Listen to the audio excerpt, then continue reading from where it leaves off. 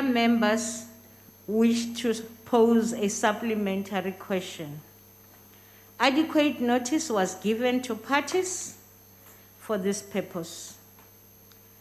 This was done to facilitate participation of members who are connecting to the sitting through virtual platform. The members who will pose supplementary questions will be recognized by the officer presiding. In allocating opportunities for supplementary questions, the principles of fairness, among others, has been applied. If a member who is supposed to ask a supplementary question through the virtual platform is unable to do so due to technological difficulties, the party whip on duty will be allowed to ask the question on behalf of their member. When all supplementary questions have been answered by the executive, we will proceed to the next question on the question paper. Honorable members, the first question of the day has been asked by the Honorable Singh to the Minister of Environmental Affairs, Forestry and Fisheries. I've been informed that the Minister will be answering questions from the chamber. Honorable Minister, the question from Mr. Singh is question 337. And we will allow the Minister, Chrissy, to respond. Honorable Minister. Thank you very much, Honorable House Chair. The impact of COVID-19 has exacerbated the already constrained resources for the biodiversity and conservation sectors. Our department is aware of the financial constraints facing all conservation management authorities, including Izimvelo KZN. The ramifications regarding protection of critically endangered wildlife and other socio-economic implications remain a cause for concern and are high on our agenda. To date, we have taken the following steps to mitigate the impact of the financial implications on this sector. First of all, a program to investigate the rationalization of the protected area system has been revived to enhance the effectiveness and achieve the best outcomes in the management of protected areas. All members of provincial executive councils have agreed that the recommendations of a 2012 study entitled Review of Institutional Arrangements for the Management of Protected Areas must be revisited. Work is currently underway to review these recommendations for consideration over the coming year. We hope that the process will lead to harmonized and effective governance of biodiversity and conservation in the country, including the implementation of measures addressing sustainable financing for conservation. In terms of Regulation 410C of the Disaster Management Regulations, we set up a ministerial task team on resource mobilization for biodiversity to raise funding to cushion the impact of COVID-19. The ministerial task team also established was established as an advisory body, amongst other things, on resource mobilization, and it comprises experts from diverse backgrounds. Through this process, we hope that the finance needs of each management authority will be prioritized and diverse investment sources are being considered to support these entities. In addition, for the non-governmental sector, which has also been badly affected, we are working together with the IUCN and the Endangered Wildlife Trust to mobilize resources to ensure the recovery of the sector while building a nature-positive future. Together with management authorities and entities, we are also pursuing other options to enhance biodiversity scientific capacity and institutional arrangements for the scientific authority in line with Section 31 of the National Environment Biodiversity Management Act. Through the Biodiversity Finance Initiative, which is a partnership with the United Nations, UNDP, we have prioritized financing solutions to sustainable finance strategies for protected areas. Ezemvelo KZN is one of the management authorities that will participate in this process. Further details are available on the reprioritized budget policy statement for the 2020-21 financial year. Thank you. Thank you very much, Honorable Minister. Let me again remind our members to mute their gadgets. Honorable Bilankulu, please check your gadget, Mr. Bilankulu. Thank you very much. The Honorable Singh. Thank you, Honorable Chairperson, and thank you, Honorable Minister. I'm glad to see everybody looking nice and bright and yellow in the chamber today, including Minister Didiza at the back. Honorable Minister, the challenges that are experienced at Ezemvelo KZN Wildlife, whilst I agree with you that the financial resources have been strained because of COVID-19, they go beyond financial resources and total mismanagement at Ezemvelo KZN Wildlife. The current board has been fired. There are new members appointed to the board, and Honorable Didiza would know that Ezemvelo KZN Wildlife is a product of two well-known conservation organizations, the KZN Conservation Services under KwaZulu government led by Nick Steele, and the Natal Parks Board, which was led by Dr. George Hughes, and it made what is now known as Ezemvelo KZN Wildlife. Further to that, the CEO was Mr. Kulani Mkiza, and KZN Wildlife had leadership like the renowned conservation Dr. Ian Player, Professor Nzimande, and others. What is happening at the moment there is totally unacceptable in terms of mismanagement. And Honorable Minister, this can threaten biodiversity and tourism offerings in KwaZulu-Natal.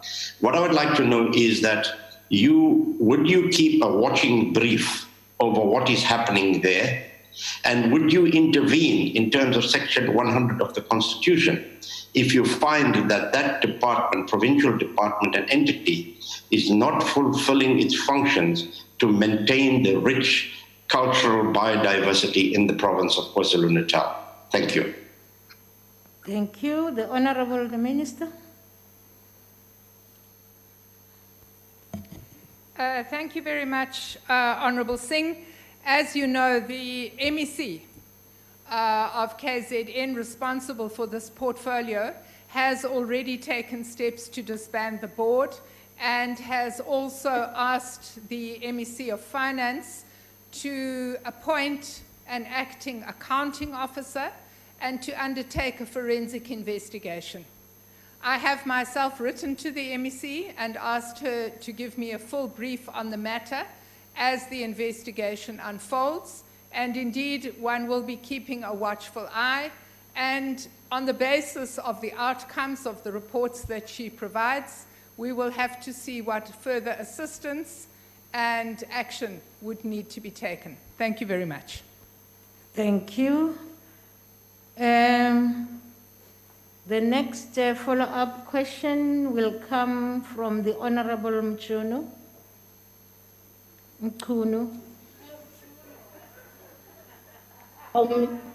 Thank you, Chairperson. It is Honorable Tongwane that will take the question. Allowed, proceed. Yeah, one of the commitments of government is to fight corruption and maladministration by strengthening states' capacity. Honorable Minister, please explain to this esteemed Parliament how will the experience of the COVID-19 regulations and restrictions be used in enhancing the department's capacity to curb trade in the wildlife animals? Thank you, Chairperson. Thank you. The Honorable Minister. Thank you very much, Honourable Member, for the question. I think that what is important to say is that throughout this period, we have been having regular interactions, not only with all my counterparts at provincial level, but also with non-governmental organizations involved in this particular sector. What I can report to this House is that during levels 4 and 5, there was a considerable decrease in rhino poaching and wildlife trafficking activities as the transport supply, movement and logistical lines for this industry were cut off. We were particularly pleased to see that in April this year, for the first time in 10 years, there was not a single rhino killed in the Kruger National Park. However, we do understand that as the lockdown regulations are lifted, once again the threat of illegal trafficking faces all of our national parks and all of our wildlife. And we will continue to work on the Rhino Lab, which has demarcated specific wildlife zones to ensure that additional resources are directed to high-risk areas. We are also in the process of establishing the Environmental Enforcement Fusion Center, which is aimed at coordinating and improving the reactive and proactive response to rhino poaching and other wildlife crime. And I think that through these processes, we are seeing a general decrease in the poaching of our iconic species, which we do think will last even after the lockdown regulations are lifted. Thank you very much. Thank you, Honorable Minister. We now go to Honorable Lorima to ask the next follow-up question. Thank you, Chair. Minister, when you say rationalising, it sounds like some or perhaps all of KZN parks may end up under the stewardship of sand parks.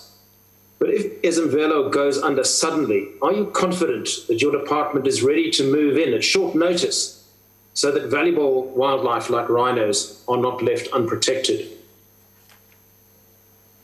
The Honourable the Minister.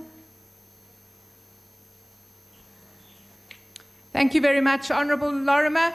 I think our track record to date during the COVID-19 pandemic has indicated that we are flexible and we are prepared to move at short notice to save our national parks.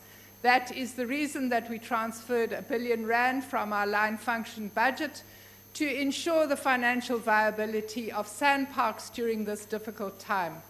I have no doubt that should we be requested to assist by the Minister in KZN, we will find creative means to do so. Thank you very much.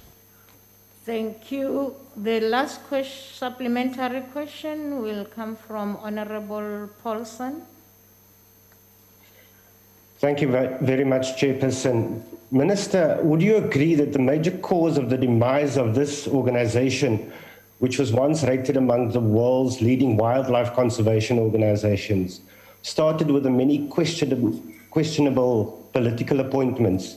Even the KZN Provincial Treasury auditors, way back in 2017, raised concerns that at least 2 board members may not be suitably experienced to direct the affairs of the state-owned entity with a multi-million rand budget, although this has been denied by the Izimvelo board chairperson at the time.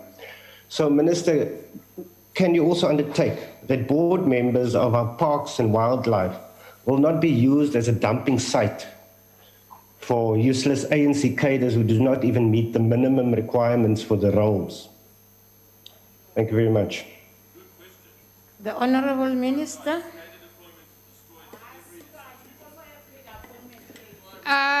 Honourable Paulson, what I can say is that I am glad that the MEC of KZN has taken firm action. I am glad that she has asked for an appointment of a forensic investigation.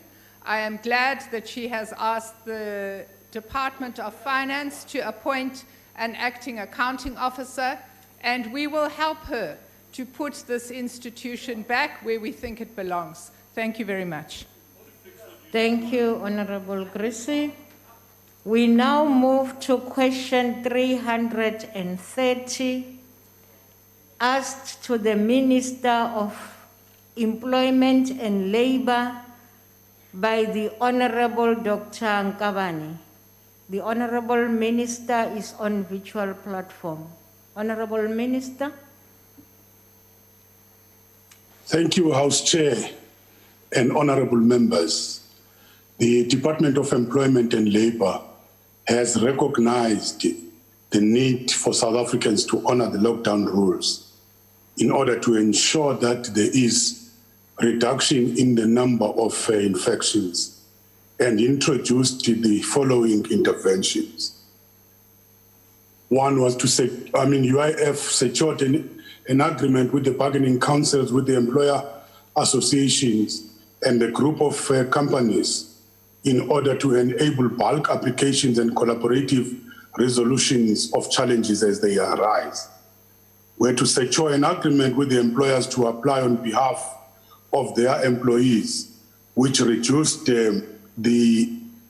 significantly the queues and ensured that more than 4 million South Africans had their applications processed through their employers.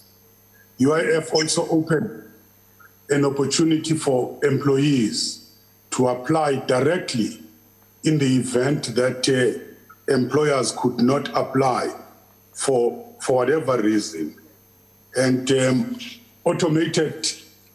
we also automated the application process to an extent that complete, accurate and valid applications could be processed within 48 hours.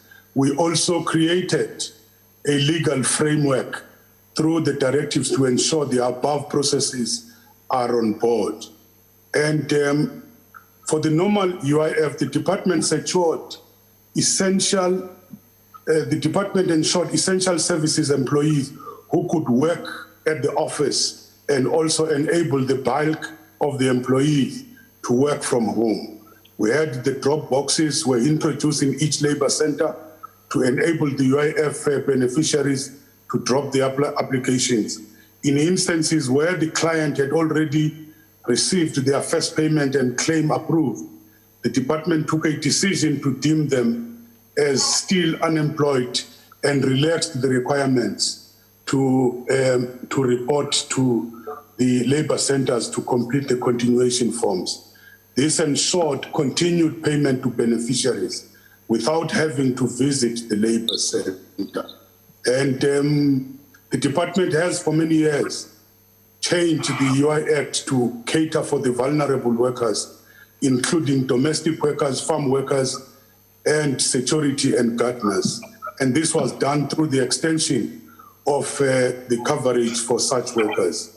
Further, to the direction of introducing COVID-19 tests, the department deemed the worker to include those who may have been denied access to COVID tests due to the non-compliance of their employers. As a result of this deeming action, COVID-19 tests was extended to the workers who were not insured but had an employer-employee relationship. Thank you, Chair. Thank you very much. Dr. Nkabani.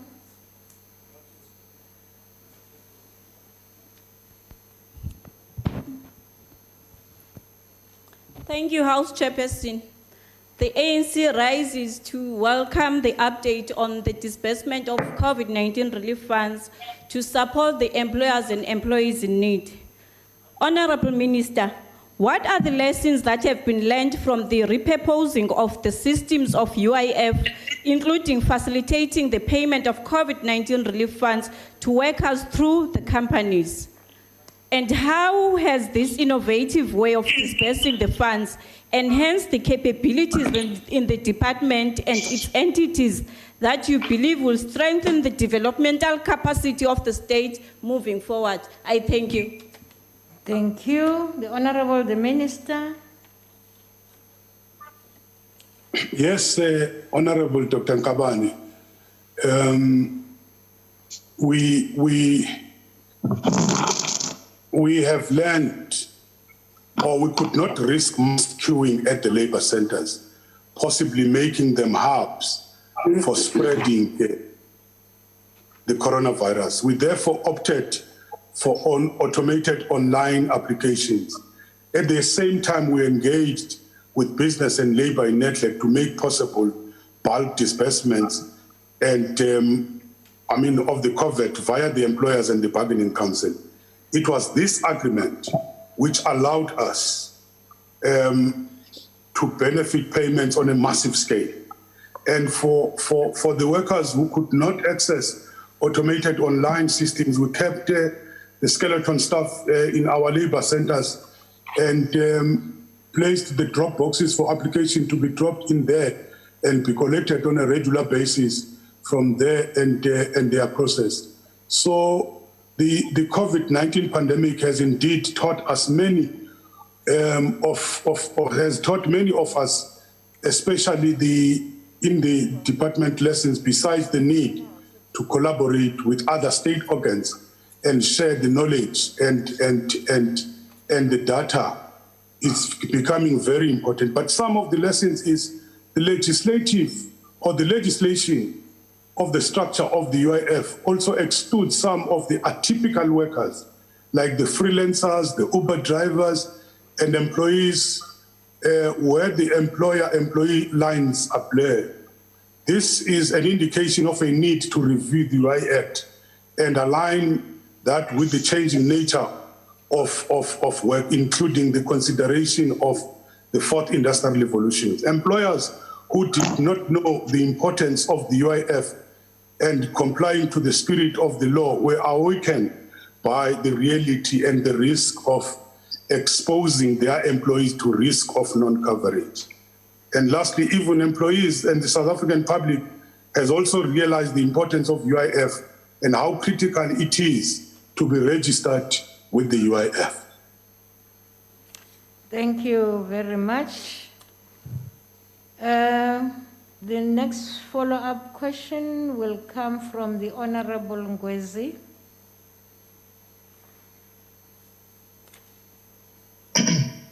Ngiyathokoza kakhulu sihlalo. Ngqongqoshe ngiyabonga kakhulu ngempendulo oyinikezile kumbuzo kaDokotela uNkabane. Kodwa ke ngesikhathi ngifunda lo mbuzo angikhohlwanga ukuthi abasebenzi baseMangwanani Spa in Durban bangabanye babasebenzi aba-affectekile, kodwa nina njengomnyango nibe nilukhiphile usizo alufinyelelanga kubasebenzi balapho kuleyo nkampani leyo iMangwanani Spa ngenxa yenkohlakalo. Bona abasebenzi uqobo bahamba bayithola ukuthi nina njengomnyango nayithumela imali khona, kodwa izange ifinyelele kuzona ngenxa yomqashi wabo ogreedy, futhi okusolakala ukuthi usebenzisana nabanye babasebenzi bomnyango wezemisebenzi lapha KwaZulu-Natal.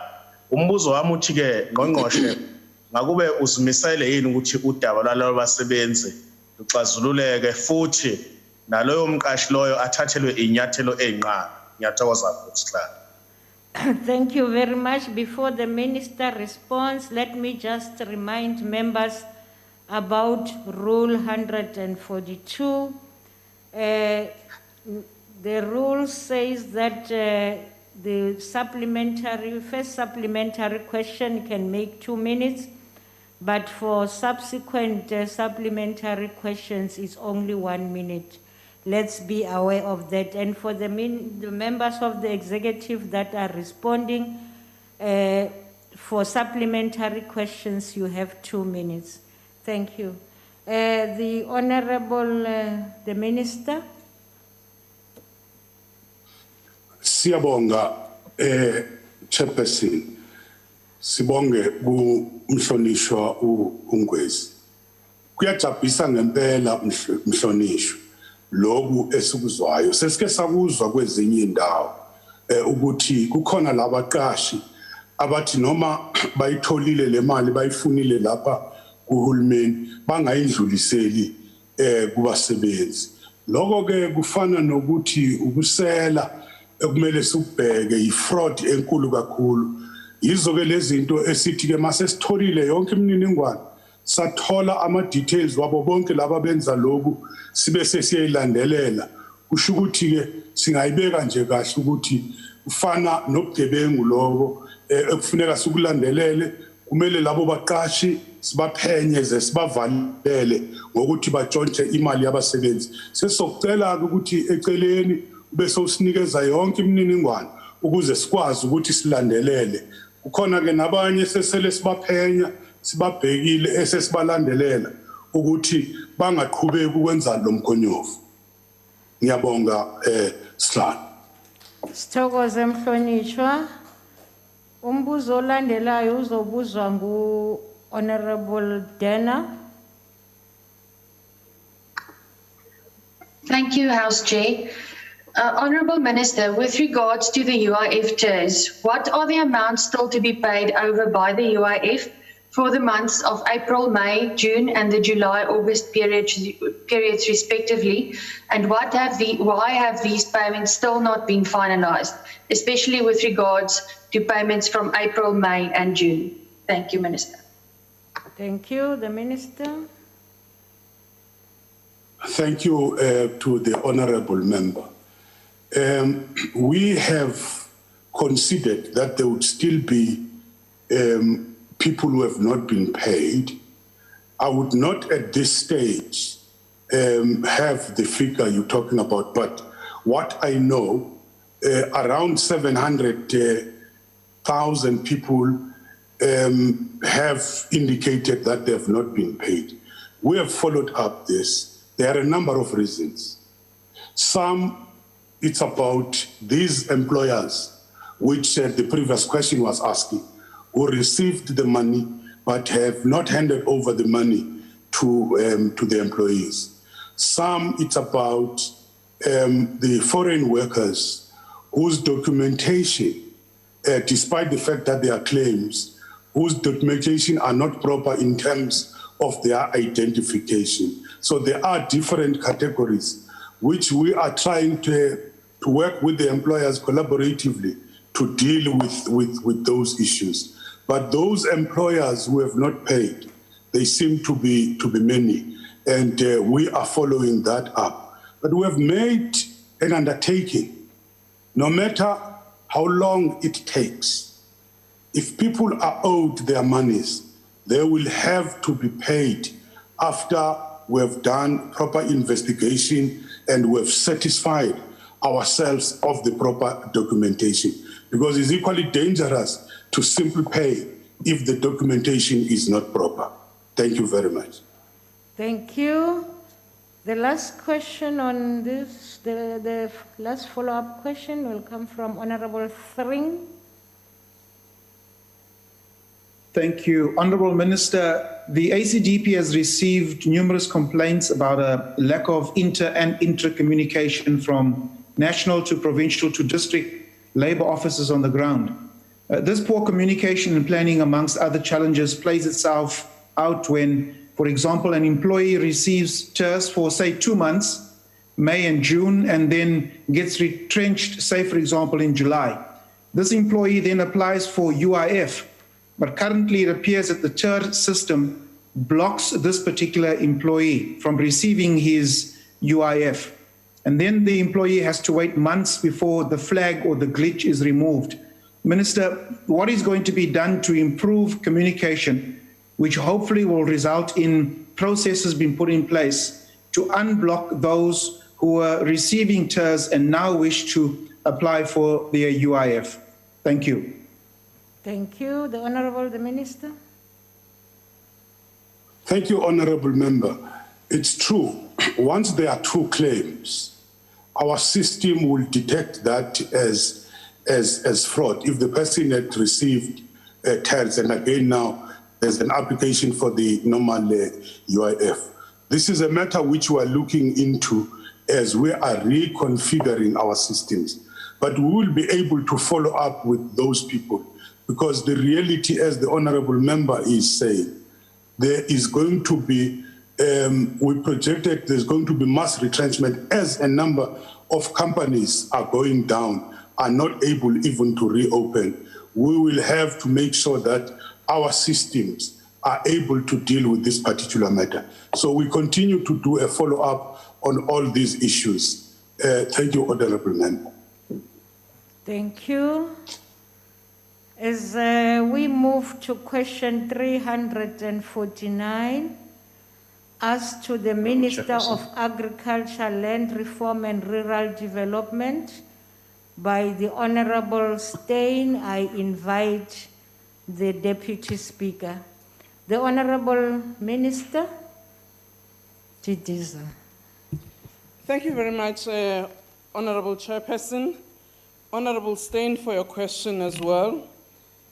The full relevant details of the beneficiaries of the 1.3 billion COVID-19 Agricultural Disaster Fund of the Department of Agriculture, Land Reform and Rural Development was forwarded to the offices of the Speaker of the National Assembly, the NCOP Chairperson, the Chairpersons of the Portfolio Committee and Select Committee on 13 August 2020.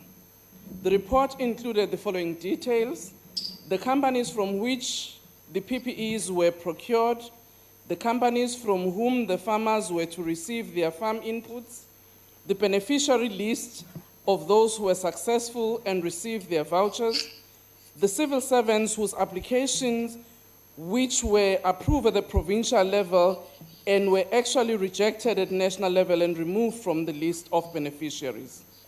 The details of 100 million announced to assist commercial farmers is being administered by the Land Bank. On the 21st of August 2020, the Land Bank has made a statement indicating that applicants for this support will be opened on 24 August, which was this Monday, and will close on 30 September 2020. In the same statement which I forwarded to you, the bank has indicated it will also assist other farmers who are within their portfolio by restructuring payment terms, including offering repayment holidays and also some deferment. Additionally, carrying over of debt and modification of current loan agreement to address immediate cash flow. The 400 million for assisting 146 farmers who are leasing government land has been transferred to business account at ABSA and FNB for infrastructure and production inputs. Thank you very much, Honorable Chairperson and Member.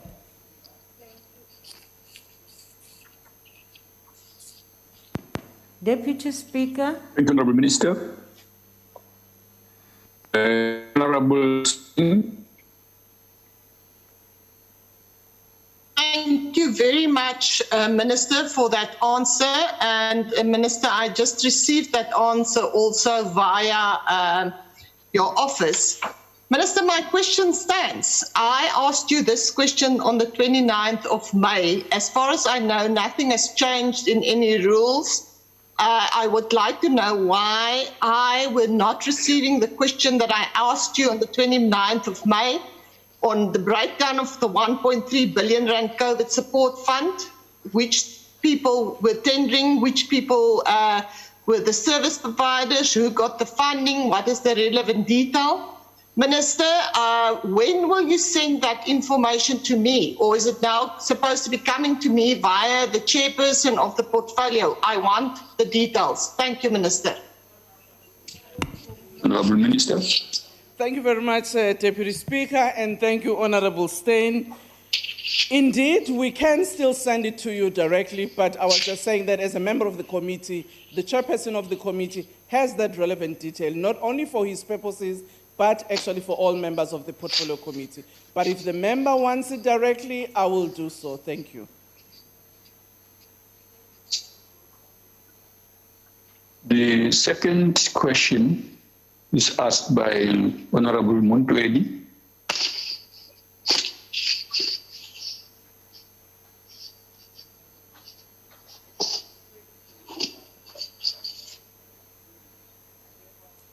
Honorable Montwedi. Miss a voucher of 12,000. Hello? Yeah. Okay, go ahead. I'm starting, Mr. Sebelesho, not his real name, in the region of Ngakamandri Mulema in the Northwest Province, received a voucher for 12,000 rand for feeds and medication from the department. He could only get 12 bags of feeds at an average cost of 1,200 per bag. Now, Minister, a bag that normally costs about 360 rand. Most of the agricultural stores removed from their shelves affordable cultivars and availed the most expensive cultivars in store. And prices for voucher farmers and everyday farmers were totally different, Minister. Minister, what systems did you put in place in making sure that farmers are not ripped off by the approved suppliers? And how much has been spent thus far from the allocated 1.3 billion agriculture disaster fund nationally and provincially? Thank you, Chair. Thank you, Honorable Minister. Honorable members, please remember, your supplementary question is supposed to be one. If you go beyond that, you are putting pressure on the minister to limit how much she can say, for example, on each of those points. So she has the privilege to answer one of those two. It's her choice. Thank you very much. If she can answer two, that will be fine. But generally, we want to save you and the minister to give you enough time your priority question. Go ahead, Minister. Thank you very much, Deputy Speaker, and thanks, Honorable Montreal. I would appreciate that you can give us specifics in terms of the honorable a member, let me say the member of the public, because it's honorable indeed, on who he is, which supplier did he go to, so that we can investigate. Indeed, in our engagement with the suppliers, we made sure that there wouldn't be any abuse or escalation of prices. And where that is found, we will actually deal with those. And I'm also happy to indicate to this House, as President Ramaphosa indicated earlier, that even as we undertake these processes of assisting our communities during this COVID pandemic, there will be an ongoing auditing, which would also pick up some of these challenges. Thank you very much, Honorable Deputy Speaker. Thank you, Honorable Minister. The third supplementary question will be asked by Honorable Mahlo. Thank you, Chair. Thank you, Deputy Speaker. Honorable Minister, our small-scale farmers have been hard hit by the COVID-19 pandemic.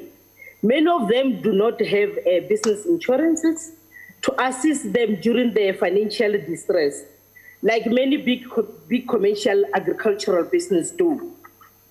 Can the minister indicate or explain to the House what were the challenges that have led the many of our small-scale farmers being unable to meet the requirements set as a criterion for qualification of the COVID-19 relief fund?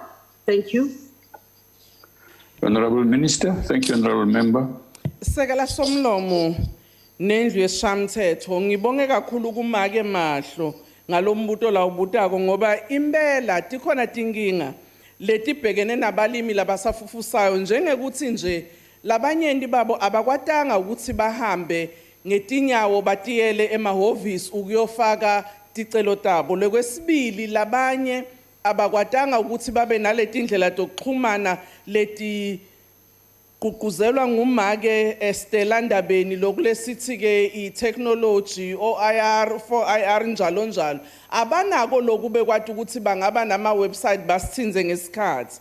Lokunye lokwendeka kutholakala ukuthi ngenxa ukuthi kwangahambeki labanye abakwatanga ukuthi baye emabhange basinikete isiqiniseko sokuthi ngempela bayakwati kwenda le mali esithe abasukela ku-20,000 ukuya kuyi-million. Ngibona lesingakwati ukuthi sibalekelele ngiletinye ke tinkinga lababhekene nazo. Kanti lokunye ke ukuthi bantu labasafufusayo ngisho lo 20,000 imali enkulu kakhulu lekwendeke lokho ukuthi sibheke ukuthi labalimi labasafufusako labancane kakhulu sito kwende njani ukuthi sibaside ngoba babalekile ekutheni sive sibe nokudla. Ngiyabonga.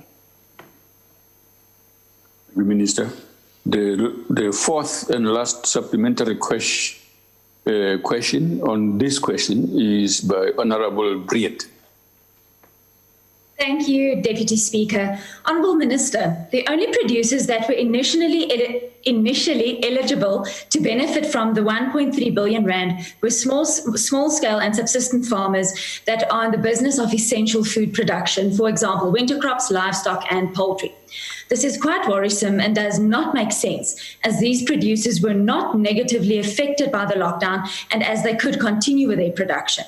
Taking into account the whole agricultural value chain and the great number of farmers or producers that do not fall into the category of essential food production and those that were negatively affected during lockdown, producers with products such as tobacco, wool, wine, hops, etc. Why is this funding not used to assist these farmers? Thank you, Deputy Speaker. Thank you. Honourable Minister. Thank you very much, Honourable Deputy Speaker and Honourable Briet, for your question. I don't think the question you are asking is actually true in the manner in which you crafted it, because the resources that were announced included farmers that are actually getting supported from Land Bank. And on that category of 100 million, there was no specification of the commodities that they needed to produce. Similarly, if you look at the regulations at the time, we were all addressing the issues of food security as essential at the moment. And therefore, our intervention sought to address that reality. If you listen to my answer, I've also indicated what the Land Bank is going to be doing with the 100 million, but also further to address and assist all those farmers who may not even be in the category that would be addressed by the 100 million quantum. I also want to say, Honourable Deputy Speaker, that we worked with the farmers' organization and agribusiness industries to assist all farmers in the value chain. I remember that when there were challenges with the export of wine, we actually raised that matter in the National Coronavirus Council as well as the Cabinet, so that we indicate to them the importance of actually exporting even at that time, because it was not affecting the movement of liquor within the country because it was for export. On level 4, we made sure that all of agriculture was actually open. The issue of the tobacco industry, the challenge was more in the agribusiness sector in the processing of the tobacco, and therefore the farmers who were producing tobacco leaves could not sell to the agribusiness who actually process and sell directly to the market, given that tobacco was not allowed at that time, not because they were not assisted. Thank you very much. Honourable Minister. The next question is 370. It has been asked by Honourable Mishwe to the Minister of Finance. Minister? Honourable Chair, Deputy Speaker, may I apologize on behalf of the Minister. He could not come to perform this task. He's just asked me a while ago just to stand on his behalf, but we do have the answers. Okay. Continue. Yeah, please proceed, yeah.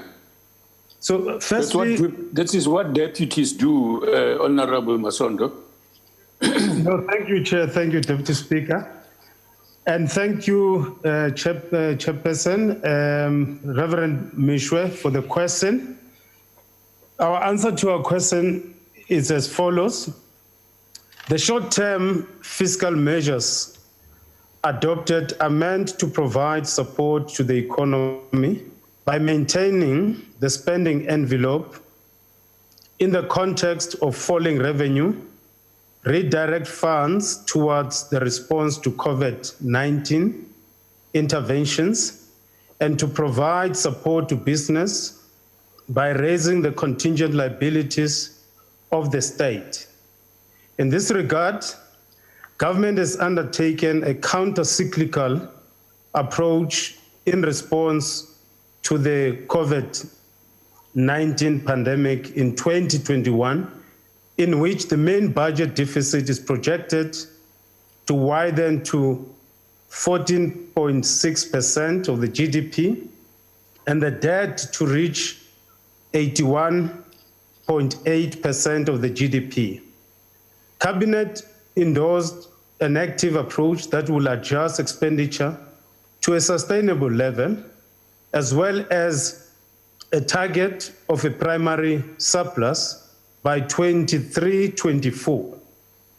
Government stabilizes debt in 2023-24 through a combination of reforms that boost economic growth and measures to increase revenue collection and lower the expenditure.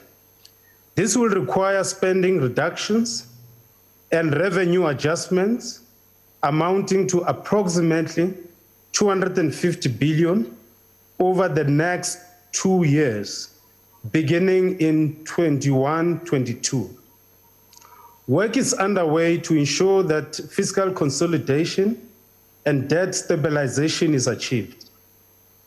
As mentioned in the 2021 MTEF technical guidelines, the National Treasury, in collaboration with departments, will be undertaking spending reviews to contribute to the fiscal consolidation process.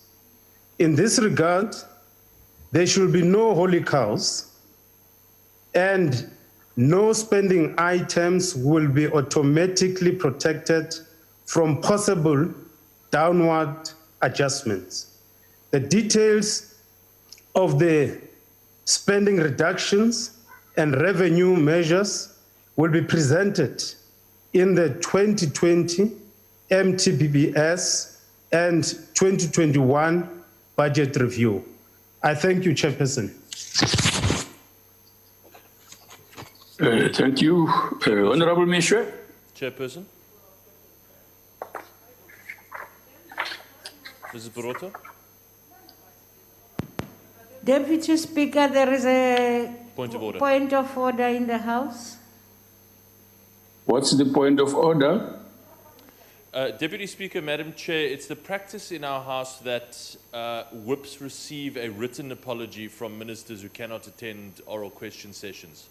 Now, we have no choice today but to accept the apology from Minister Mboweni, but I would ask Deputy Speaker that the written apology still be tabled and circulated to whips after the session, please. Okay. All right. Honorable Minister. Thank you, Deputy Speaker, and thank you, Deputy Minister, for the answer. Economist Mike Schuessler said that the South African government is spending nearly 50 billion rands per month, more than it collects in taxes. This means that South Africa is spending money they do not have. Many businesses that are closing down mean that more people are losing jobs, unemployment is increasing, and the tax revenue base is shrinking. So to meet its obligations, government might be forced to borrow more money, which is unsustainable. With government debt being around 4 trillion rands, what is government planning to do to reverse this frightening trend and to increase South Africa's tax revenue base, which, hopingly, will mitigate our economy from sliding further into a bottomless pit? Thank you. Thank you. Honorable Deputy Minister. Thank you once more, Chair.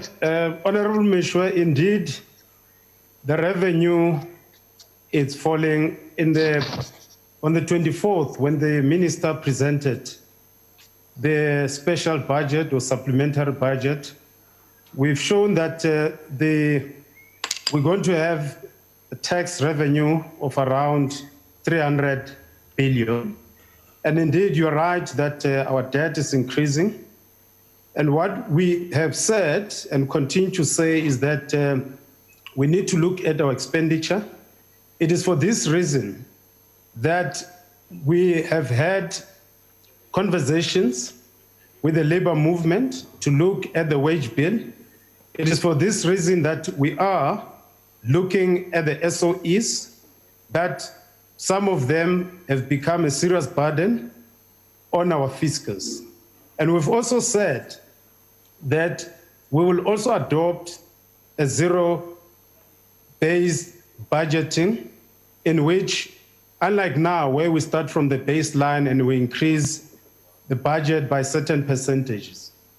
And going forward, as we've indicated, is that we're going to start from scratch in the way in which we budget.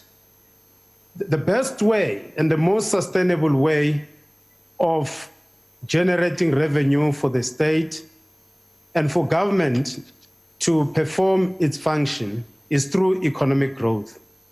Borrowing should be temporary, and borrowing should be directed to growth-enhancing activities. Unfortunately, we've been borrowing to bail out SOEs. We've been borrowing to some of the money has gone to wastage. Some of it, unfortunately, given what is going on with the PPE procurement, is very clear that there's prima facie indication that some of this money that we're borrowing is not being utilized as per the expectation of the South Africans. So borrowing should be done, but borrowing should be directed to growth-enhancing activities as opposed to consumption and other wastages, including corruption. So through the economic strategy that we've adopted, which has put the economic reforms, the structural reforms at the center of economic growth, our plan is to make sure that we grow the economy, because that's the only way of sustainably generating revenue for government to do its function, to perform its function, is the only way to create jobs and make sure that the South Africans have a better life. Thank you, Chairperson. Thank you very much. The second supplementary question will be asked by Honorable Mautwe. Thank you very much, Deputy Speaker. Deputy Minister, you have been assigned to lead the so-called structural reforms. What exactly are you going to do? Are you going to privatize state-owned companies? And when are you going to establish a state-owned bank? Because in February, the Minister said you are responsible for establishing a state-owned bank. Thank you, Deputy Speaker. Thank you. Honorable Deputy Minister. So we've already put together options for the state bank, and we're at the point where we should be tabling those options to cabinet, for cabinet to adopt whatever options that cabinet deems feasible, deems viable, as well as fiscally sustainable. So the work on the state bank, it's at the point where we are supposed just to present a memorandum to cabinet, for cabinet to consider those options. Insofar as the structural reforms are concerned, honorable members will be aware that part of the constraints of our economic growth is not on the demand side. In other words, income distribution, availability of money for economic agents to spend, but it's also on the supply side. And we've identified different constraints that are making it difficult, if not impossible, for our economy to grow, particularly since the global economic crisis of 2008, 2009, our economy has not been growing. And we've identified those supply side constraints which ran from electricity, logistics, telecommunications, and indeed, I am assigned by the minister to work on what it's called Operation Vulindlela, to begin to work with departments. We've already identified the causes on why this no movement insofar as the structural reforms are concerned. Some of them range from the vested interest in certain industries like energy. Some of them, they are just technical, complex, and AG, the issue around the spectrum as an example. Some of them is just capacity within government, and we are working with department to basically get into those constraints, understand why there's no movement in this area, and Cabinet will be receiving regular report on those constraints, on those issues that we think are responsible for constraining our economy from growing. And I mean, just like yesterday, we were also discussing with all partners in NEDLEC on some of the issues that we need to do, not just as government, but also business, labor, and community, because it's not everything which is constraining the growth of our economy, which comes from government. And therefore, all of us, we do need to have a key role insofar as this is concerned. Just on the SOEs, we've got 750 SOEs in South Africa, and we need to be posing questions on whether do we need all of them? And secondly, if we need some of them, what should be the involvement of government insofar as ownership is concerned? What should be the level of private sector participation in some of those SOEs? So I do think that we do need to come back to that question and deal with it comprehensively. But insofar as the structural reforms are concerned, we're trying our best to make sure that we move with speed, because time is not on our side. Thank you, Honorable Chair. Thank you, Honorable Deputy Minister.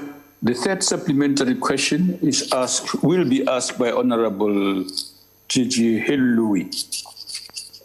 Thank you, Deputy Minister Vasondo. In his emergency budget speech, the Minister said that Cabinet had taken a decision to achieve a primary balance and debt stabilization by financial year 2023/24. The language used was irrevocable. It was a Cabinet decision. But since then, we've seen a kind of softening of the language, and you echoed that in your earlier answer today, saying that now it is just a target. This is what we're hoping to achieve. We're going to try our best, but if we don't get there, well, at least we tried. So I just want you to please go on the record and say the nature of this commitment. Is it a firm, irrevocable commitment that South Africa will achieve debt stability and primary balance by 2023-24 that the government is making, or is it not? Thank you. Honorable Deputy Minister. Thanks, Honorable Jill Willie, for that question. It is a target, and as you know better than I do, that economic science, it's always based on analytical predictions. It's going to be very difficult for anyone, not just government, to say that definitely this target is going to be achieved.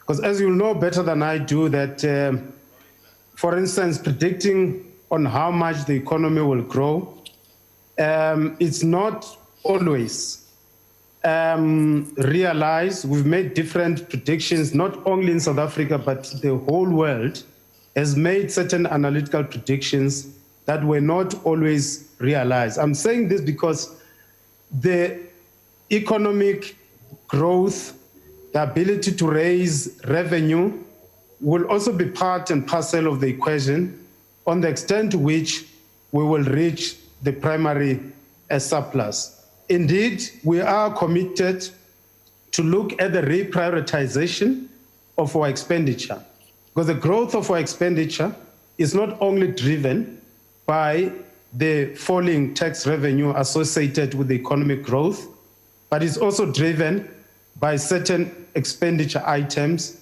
that we should be looking at. On the things that we do have control, we should be able to make a difference from the expenditure side. Thank you so much. Thank you very much. The fourth and last supplementary question will be asked by Honorable E.M. Butelis.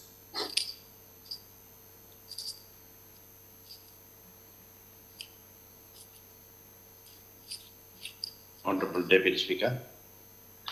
Yes. This is Chief Whip Singh. It seems Honorable Butelis is having a connection problem. Can I take that question on his behalf? Go ahead. That's the rule. Thank you very much. Honorable Deputy Minister, when considering a fiscal recovery plan, is the department contemplating an inclusive strategy that will involve programs that target both the social and economic landscape? Or is the department geared more towards economic growth through boosting investor confidence and commercial activities such as mining? So I'd just like to know what strategy Honorable Deputy Minister. Honorable Singh and Honorable Butelis. So if you look at our expenditure, it looks at both, it targets both the social expenditure as well as the economic expenditure. We do spend huge amounts of money on education, for instance, which is part of the social sector. Of course, we are concerned about the outcomes of our education system.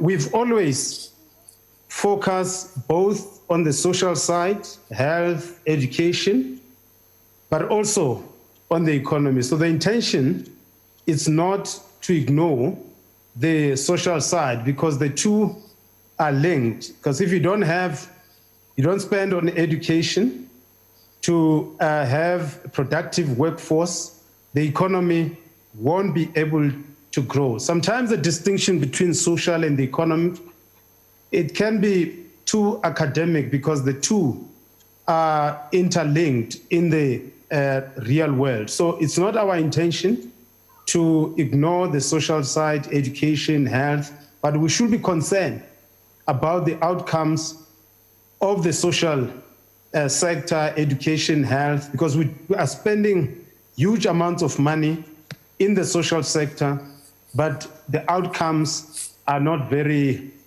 impressive, and we do need to look at that.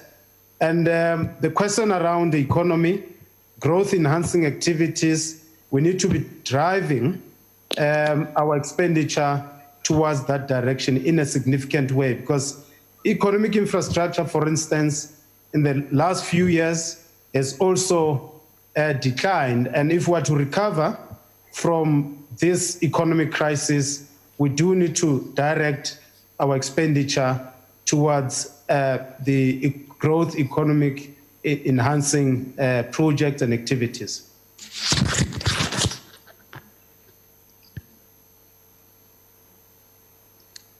Okay, thank you, Deputy Minister.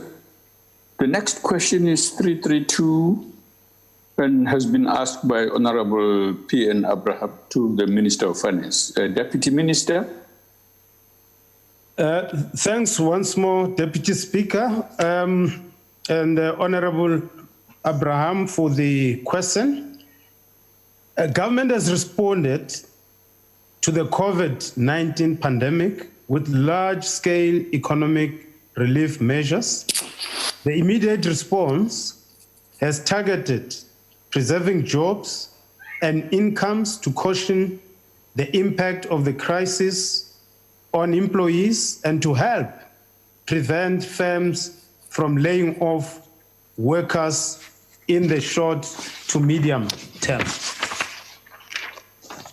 As a result, the recent supplementary budget allowed for a substantial temporary increase in debt and spending in response to COVID-19.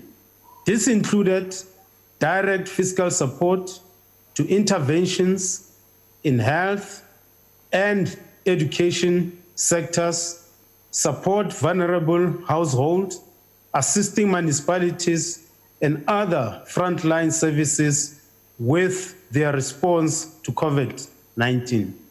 Additional measures included tax relief, the drawing down of government's balance sheet through the temporary employee relief scheme, the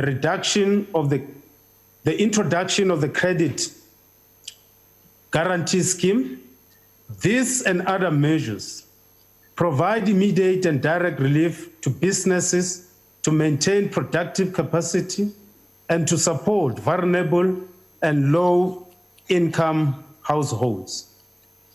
Over the medium term, government will continue to prioritize interventions that improve infrastructure investment and delivery, support job creation and industrialization, and focus on the green economy to raise long-term job-led growth.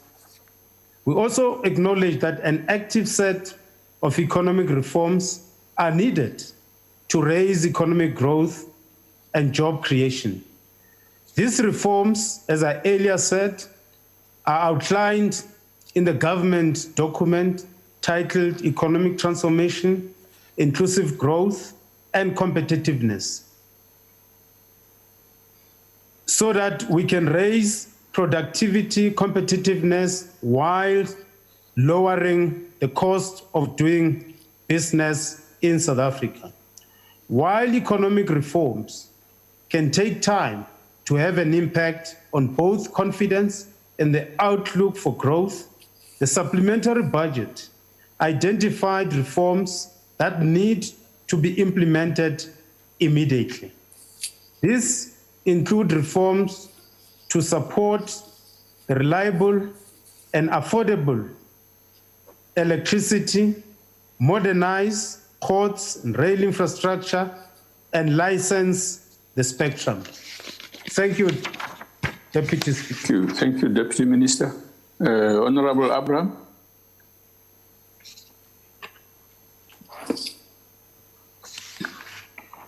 Thank you very much, Honorable Deputy Speaker. Just to say that in terms of the second part of the question, Honorable Deputy Minister, on how National Treasury will deal with the risks posed to the economic recovery strategy by some of the state-owned enterprises that are in dire financial crisis. I didn't get that part of the question, but let me quickly jump to my follow-up. Thank you so much, Honorable Deputy Speaker, Honorable Deputy Minister. Thank you for the precise and very clear response. Now we note through the response of the Minister that there are consultations taking place with social partners towards a consensus on the economic recovery and reconstruction plan. Now the question, Honorable Deputy Speaker, Honorable Minister, is how are these efforts being coordinated with the preparations for the forthcoming medium-term budget policy statement in October? Thank you very much, Honorable Deputy Speaker. Thank you, Honorable Deputy Minister.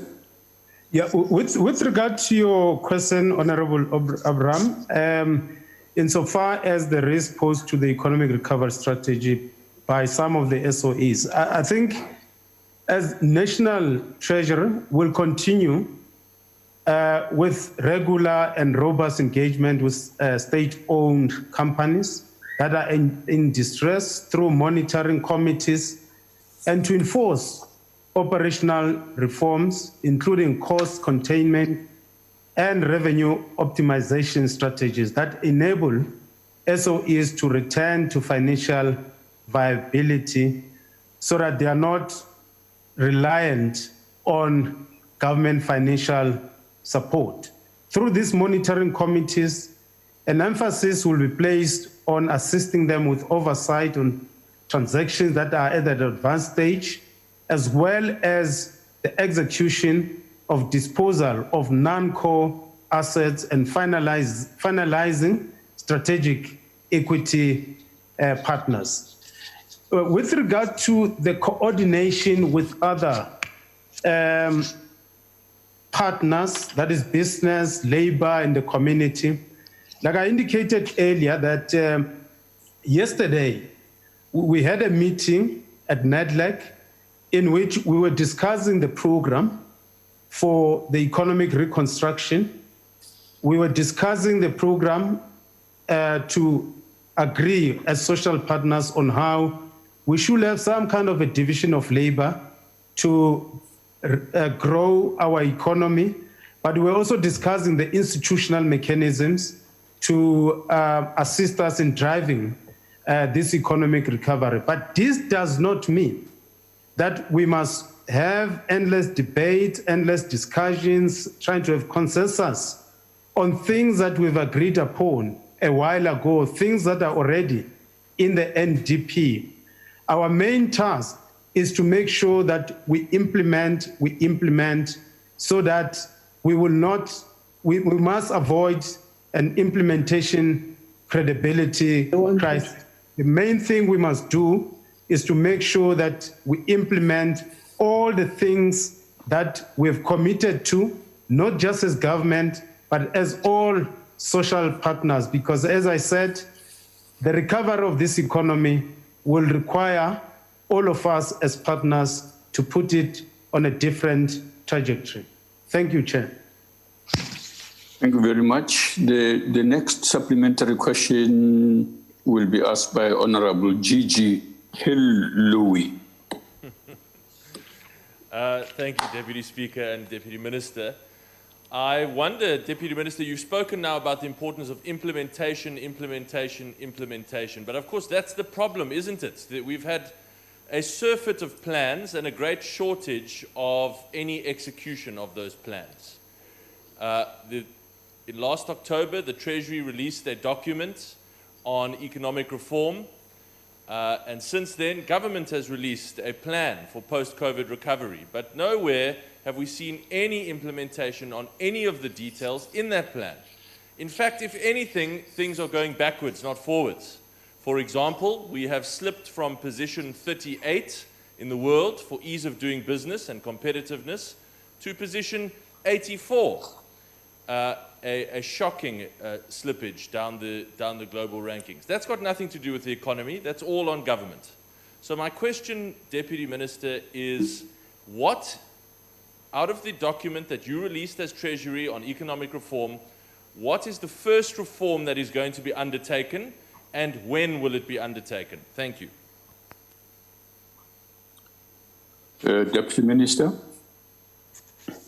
I think the pace at which the reforms are implemented, it's worrying. However, since the time of the release of the economic reform document, various departments have made some progress in implementing reforms that were identified. Some of them are either in being implemented, some of them they require some acceleration. I mean, take the energy sector.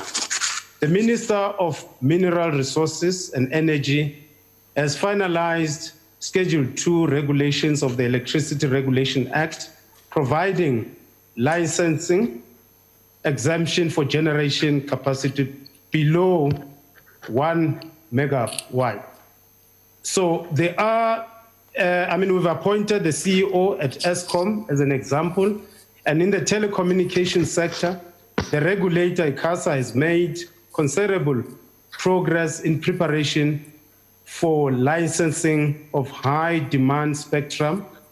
So, and in the water sector, the Department of Water has published its National Water and Sanitation Master Plan, because some of these reforms, they don't even require funding.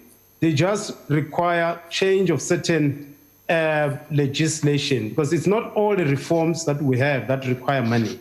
In the transport sector, we need to move with speed in passing the economic regulation of transport bill, for instance, because it is before Parliament. So all of us, Honorable Lewis, we have a responsibility to make sure that we push the structural reform. It's not going to be the Department of Treasury. And after all, as National Treasury, we're not implementing a department. All we're doing is to monitor, asking the right questions from different departments. So the point about the implementation, it's not as if there's no implementation. It's just the pace at which we are moving is very, very low. And it's for that reason that if we don't move with speed, we are definitely going to have implementation credibility crisis. Thank you, Deputy Minister. The fourth and last supplementary question will be asked by Honorable E.M. Buthelezi. Honorable Singh, are you taking that up? Yeah, yes, I think, Honorable Deputy Speaker, I have to change my surname to Shenga now. So I'll ask my question to the Deputy Minister. Deputy Minister, the contraction in economic growth is a global phenomenon because of COVID. But certainly in South Africa, it's exacerbated by poor functioning SOEs. Now, what is government going to do? What master plan is there to appoint credible leadership at both board and operational level? Because a number of those so-called credible leaders that were appointed to SOEs are subjects at the Zondo Commission. Their names have been mentioned, CEOs and board members. So what strategy is there to appoint this type of credible, capable leadership of SOEs? Thank you. Honorable Deputy Minister. Honorable Shenge Jr.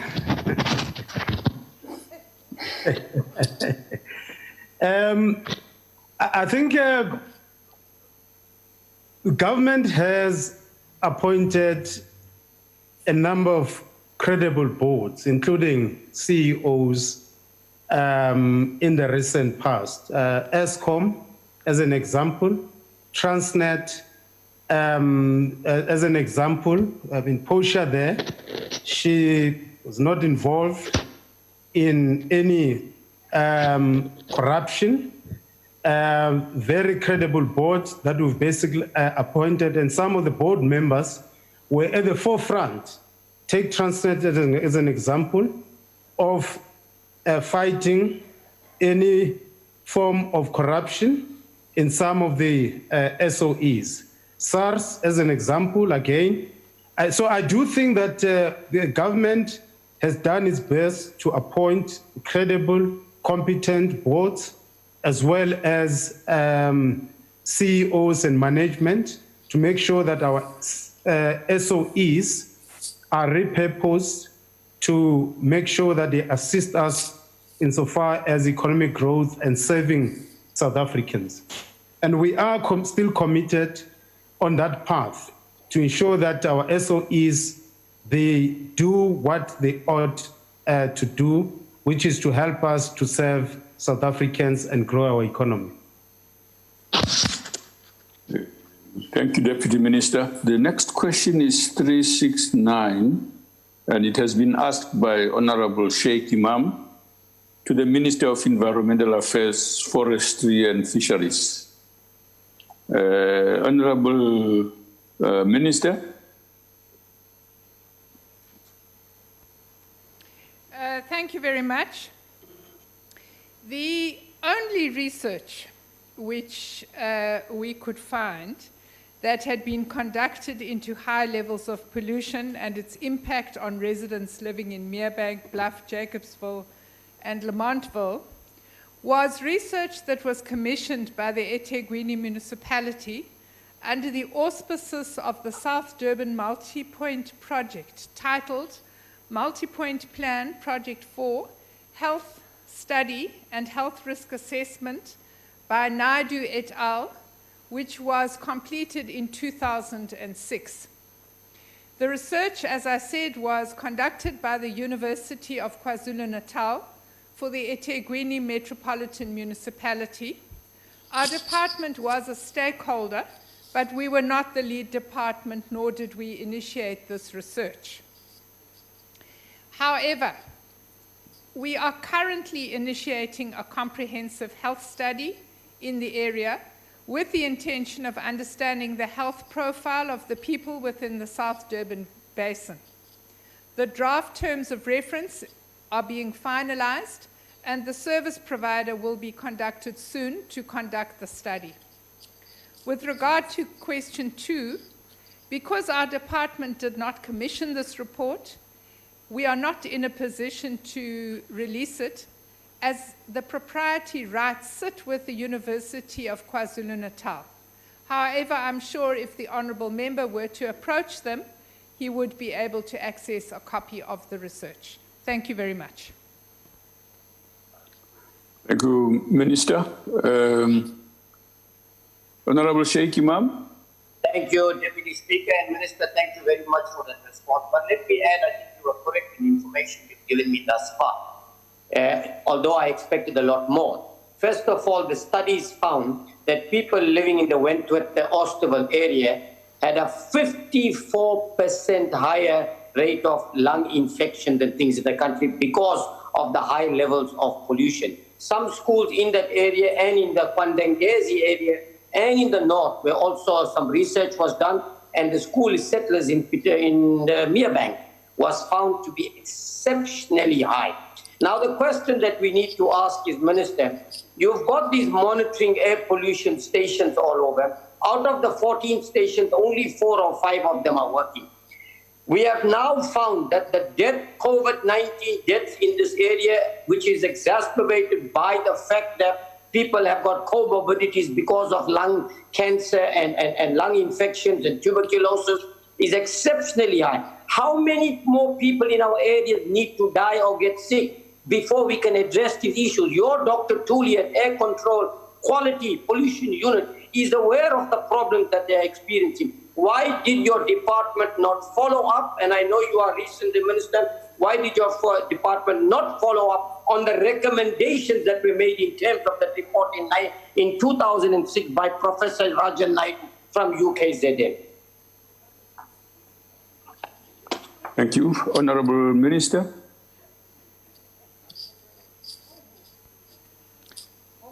Honourable Sheikh Imam, I think that the situation with regard to air pollution in the Durban South Basin is extremely concerning, and that is why we are undertaking a study ourselves following stakeholder consultation which took place on a virtual platform about a month ago. I cannot account for what happened before I was there, but I can account for the fact that now that the stakeholder engagement has taken place and now that the gravity of the situation has been raised with me, that we will conclude this study, and in due course we will assist the local municipality who is responsible for issuing the licenses for the industries in the area, takes remedial action so that the situation improves. Thank you, Minister. The second supplementary question will be asked by Honourable Hendrikse. Honourable Hanif.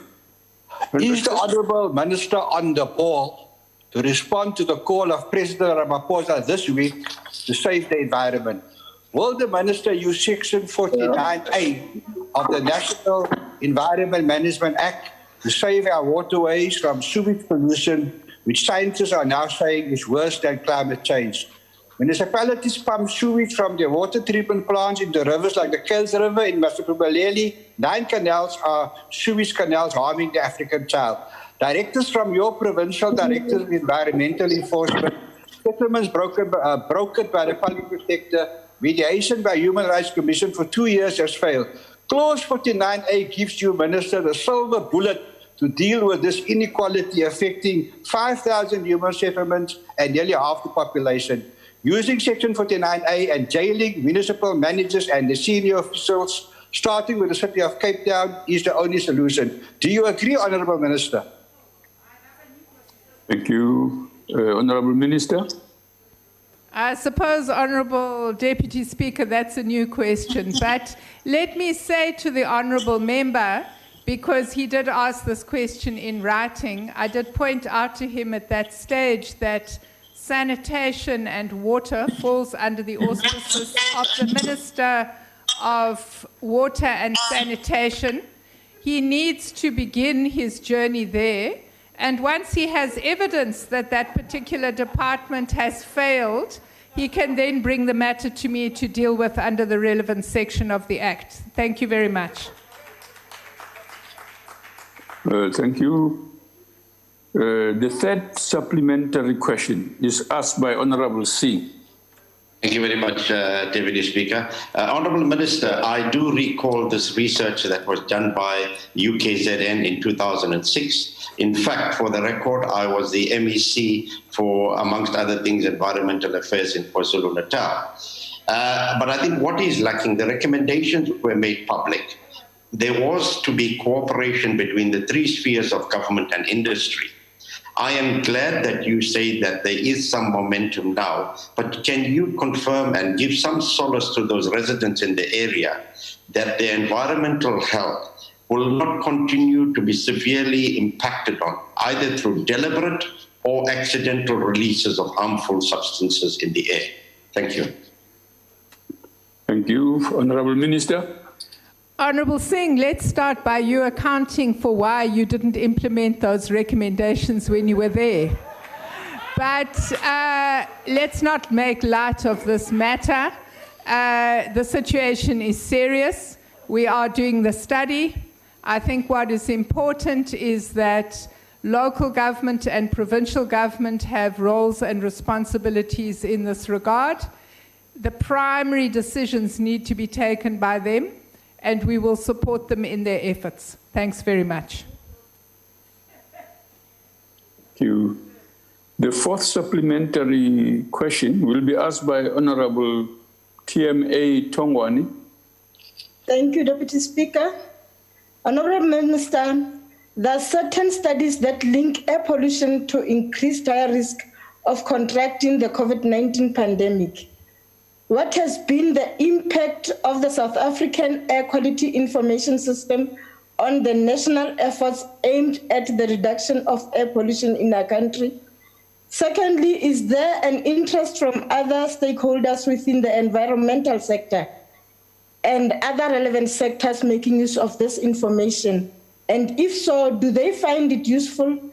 If not, what are their concerns on how this should be addressed? Thank you. Thank you, Honourable Member.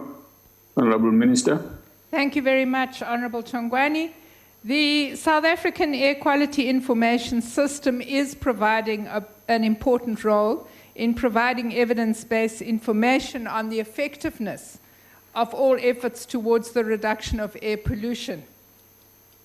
And this information does provide us with trends in air quality over time and trends which assist us in assessing the effectiveness of current air pollution control strategies, policies, and long-term management of air quality.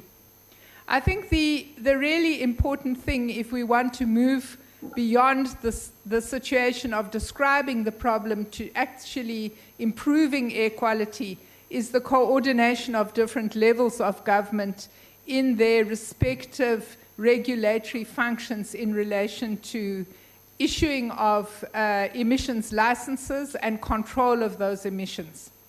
And I think that we are already in the priority Highveld area trying to bring about a situation of tighter coordination amongst those different government role players and also supporting them to take firm action where licenses are breached and where irregularities occur.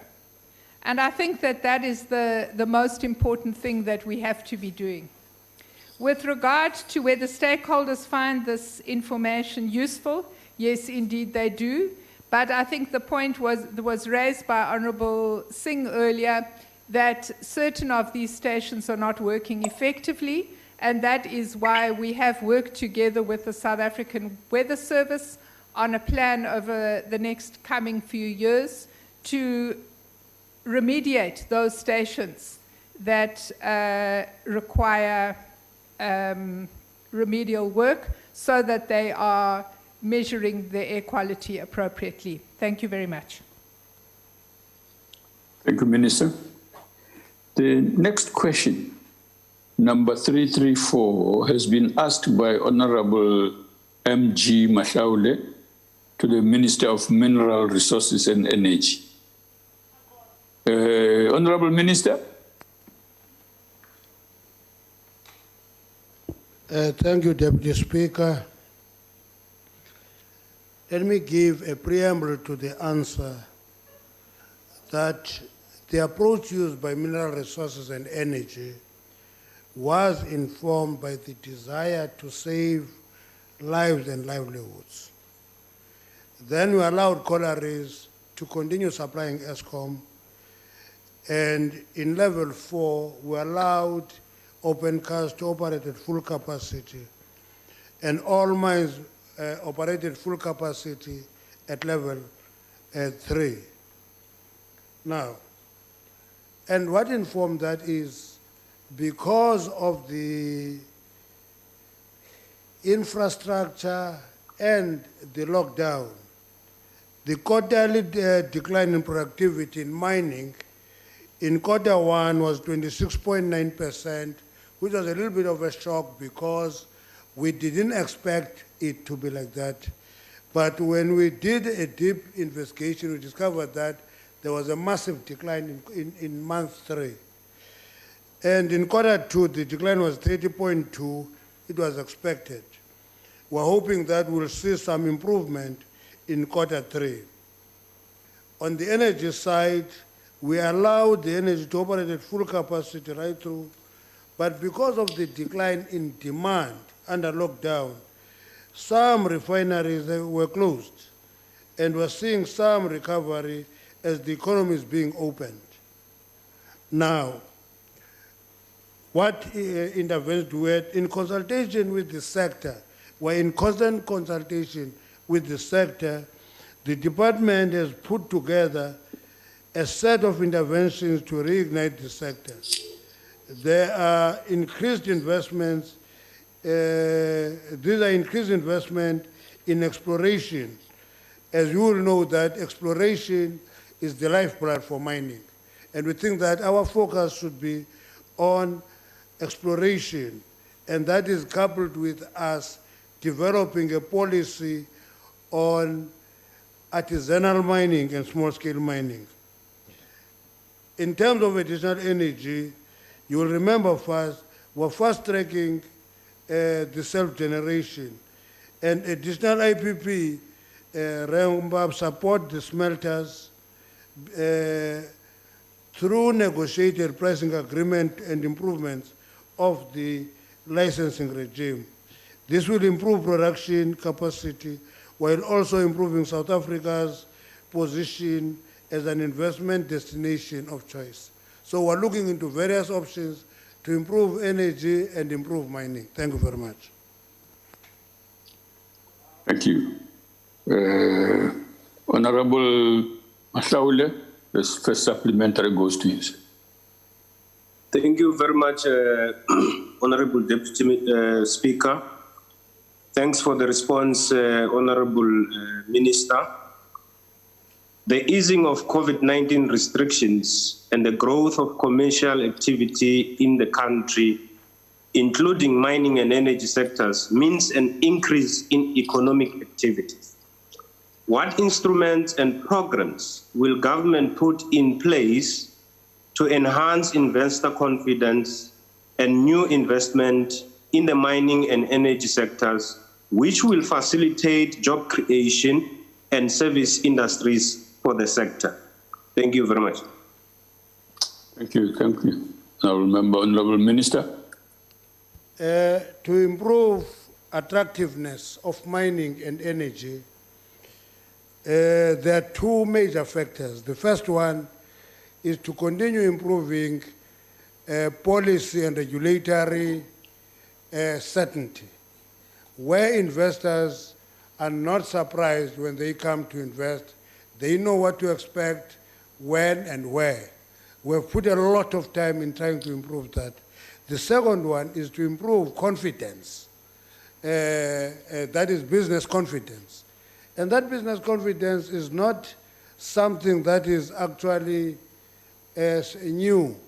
It requires commonality of vision for the sector, where we all work together and have one narrative and have a coordinated messaging as a sector. Thank you very much. Thank you. The second supplementary question is asked by Honorable C. Phillips. Thank you, Minister.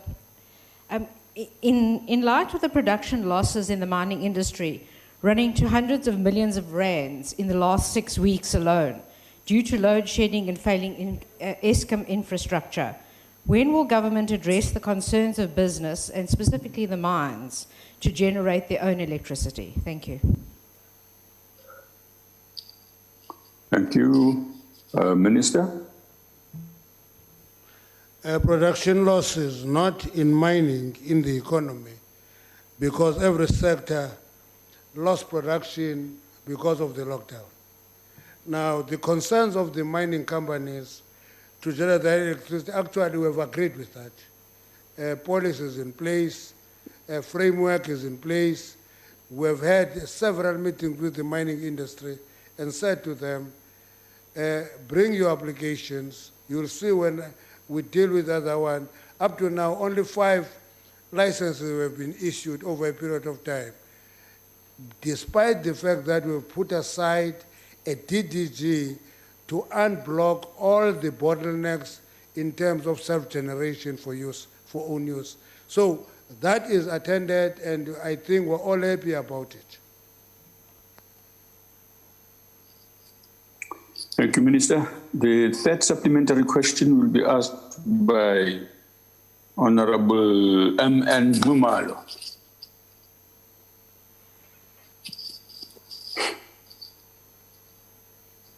Thank you very much, Deputy Speaker. Honorable Minister, well, it is understandable,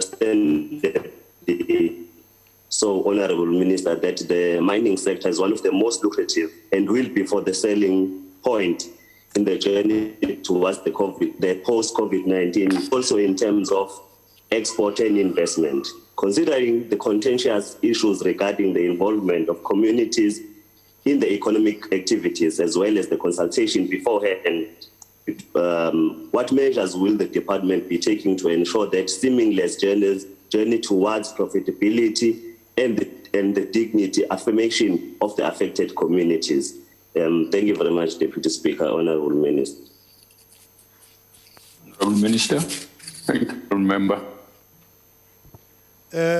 Consultation with communities is a requirement, and it is an imperative for any mining company to be happy. Actually, in our discussion with the mining industry, we explained the fact that social licensing of mining is the most urgent issue that needs attention. We are actually moving from a stage where mines just mined and left. All of a sudden now they must allow communities to participate, give shares to participate. If you look into the mining charter, you're going to appreciate the fact that for the first time we've got a 5% allocated to community and the 5% allocated to workers. It's the first time, but engagement can improve that reality, and therefore communities should be helped form structures that do not allow communities to be robbed of the benefits that must accrue to them. One of the experiences we're having is that sometimes you get a team of community representatives coming to you and you talk to the mining companies, and within no time you see a group of young representatives driving Mercedes-Benz and no benefits accrue to those communities. Those are the challenges that we're dealing with, that communities must be represented by people elected by communities, not self-appointed leaders of the communities. Thank you.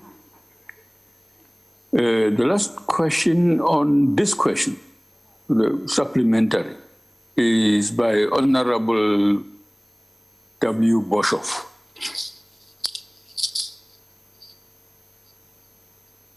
Thank you, Deputy Speaker and Honourable Minister. As the South African economic recovery is kept in check by the availability of electricity, and as load shedding is also required during daytime, and as photovoltaic energy generation is one of the speediest technologies to construct, how far is the South African energy sector of allowing consumer producers to feed electricity freely into the power grid? Thank you, Honourable Speaker. Thank you, Honourable Boshoff. Honourable Minister. Honourable Boshoff, I want to remind you a few things, that because of the pressure on ESCOM, we have effected a number of changes. One of those is self-generation for own use. We're driving that energetical so that we take away pressure from the grid. Number two, we have allowed municipalities to actually purchase their own electricity from sources of their own choice. Thirdly, you will have noticed that over the last weekend, we issued a request for proposals for the emergency purchase of electricity, which is the 2,000 megawatt emergency purchase. So all those interventions are directed at taking a lot of pressure from the ESCOM grid and allow society and the economy to continue generating electricity and having access to electricity without being constrained by the problems and challenges facing ESCOM at this point in time. In the long term, we're hoping that generation can be open to competition and only strengthen your transmission. That is where we are moving to.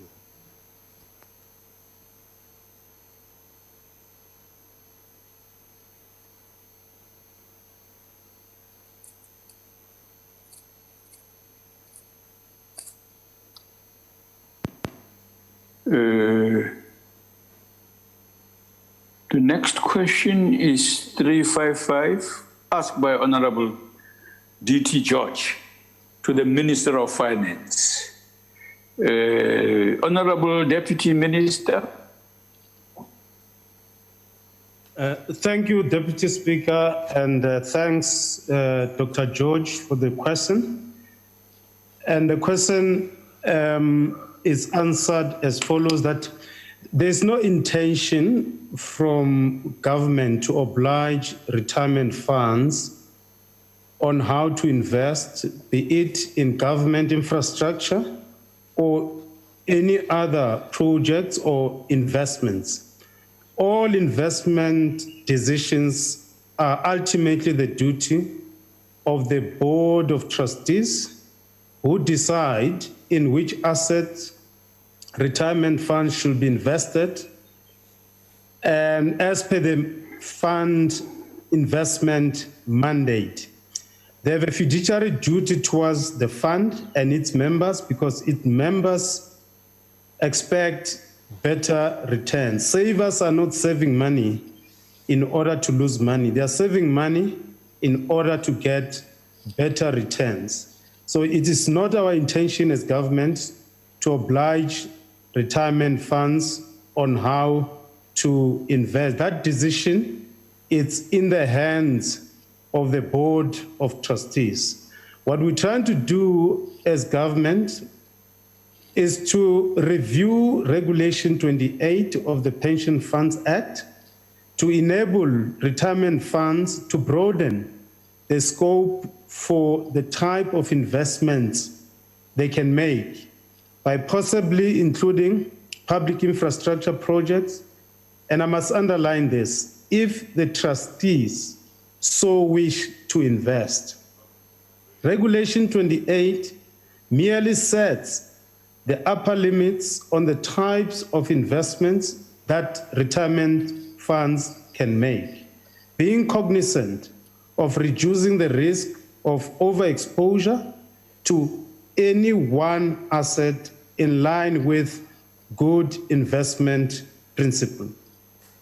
It is our understanding that retirement funds invest in public sector infrastructure through various asset classes. Government is currently reviewing Regulation 28, and we will consider a number of requests and proposals from various interested persons for amendments to the regulation, including how best to accommodate infrastructure assets. Thank you, Deputy Speaker. Thank you, Minister. Honorable George. Thank you, Deputy Speaker. There is much concern from pension fund members about them being forced to invest in suboptimal assets that will lower their investment return over time. Deputy Minister, you have been clear that trustees will decide where assets should be invested, as it should be, and we will remember very clearly the answer you have given to that question. With regards to Regulation 28, the changes to Regulation 28, are you intending to instruct the trustees of the Government Employees Pension Fund to invest in government infrastructure projects? Thank you. Deputy Minister? We're not intending to instruct government pension to be invested in any of the, they've got to work on the basis of the investment mandates that they have. There's no government intention to force government pension fund to be invested in suboptimal investment. So there's no, like I said, the intention here is to broaden the scope for investment, to enable Board of Trustees to invest in assets that they deem profitable, beneficial to their members. There are some of the asset managers who are coming out and say, for instance, if you take the immovable property percentage, they feel that it should also include public infrastructure. Having said that, broadening it, it doesn't mean that the Board of Trustees, even if they feel that investing in public infrastructure is not going to make return for their members, they will be forced to do so. That is not the intention. It's just to enable trustees to have a much wider choice insofar as the investment of the savings in this regard. So the intention is not at all to force them to invest in a particular investment that government prefers. Deputy Minister. The second supplementary question will be asked by Honorable Swart. Thank you, Deputy Speaker. Thank you, Deputy Minister, for the clarity that you have provided in this regard. And we from the ACDP support the fact that you are focused on the fiduciary duties of the trustees and the investment mandate. I think that is very important, and that should allay a lot of concerns. However, also focusing on Regulation 28 is also an issue which could give rise to a certain degree of concern. And have you, Honourable Deputy Minister, even considered that it might not be necessary even to change Regulation 28, given that, as you indicated earlier, that pension funds are already investing in infrastructure through debt securities issued by parastatals such as Eskom, Transnet, the Trans-Caledon Tunnel Authority, and SANRAIL. So there is already a degree of investment through Regulation 28 through debt securities. Thank you, Deputy Speaker. Deputy Minister. Thanks, Honourable Swart, for that question.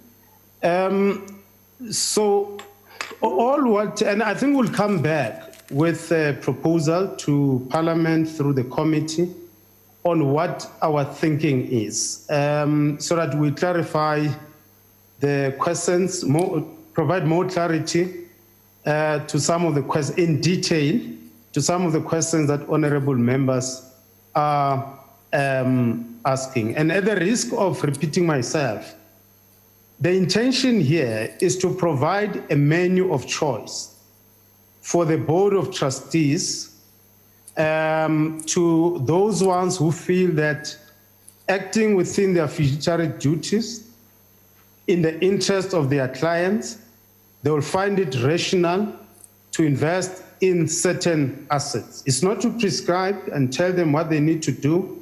It's simply to say, we are broadening your menu. You'll have a wider choice on how you deploy the savings. So like I said, I think we'll have to come back through the committee in presenting what our thinking is insofar as Regulation 28 is. And obviously, we'll also consult a representative of the industry, including the savers or people who have saved this money, who are represented in different ways. So we're not going to do it without wider consultation and including coming back to this House to indicate what the details are insofar as Regulation 28 is concerned. Thank you, Chair. Thank you, Deputy Minister. The third supplementary question will be asked by Honorable Mendes. Thank you, Deputy Speaker. Deputy Minister, we were told that plans are underway to establish a sovereign wealth fund. And during the 2020 budget speech, the minister made a commitment to establish the sovereign wealth fund and assured that it was imminent. Is the minister planning to use the UIF and the government pension fund to start the sovereign wealth fund? If not, why not? If yes, explain. Thank you very much. Thank you, Honorable Deputy Minister. Honorable Deputy Speaker, I think that's a different question altogether. Can we come back in writing to answer that question? Because it's I do think question. To the extent that the question of pension funds arises in your answers, it may well be considered legitimate.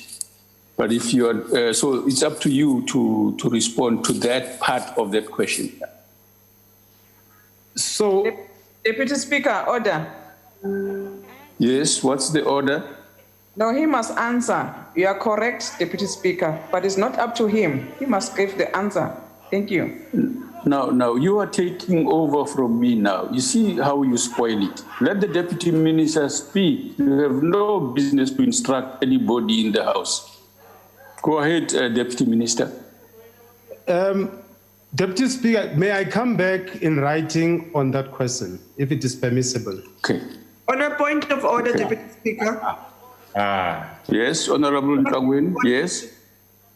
We'll just like to know by when is the Honorable Deputy Minister going to respond? He must give us a time and date as to when are we going to get his response, because he's not committing as to when is he going to respond. It can be next year, it can be the following year, so he needs to commit on a date and time, please. Order, Honorable Ntagwin.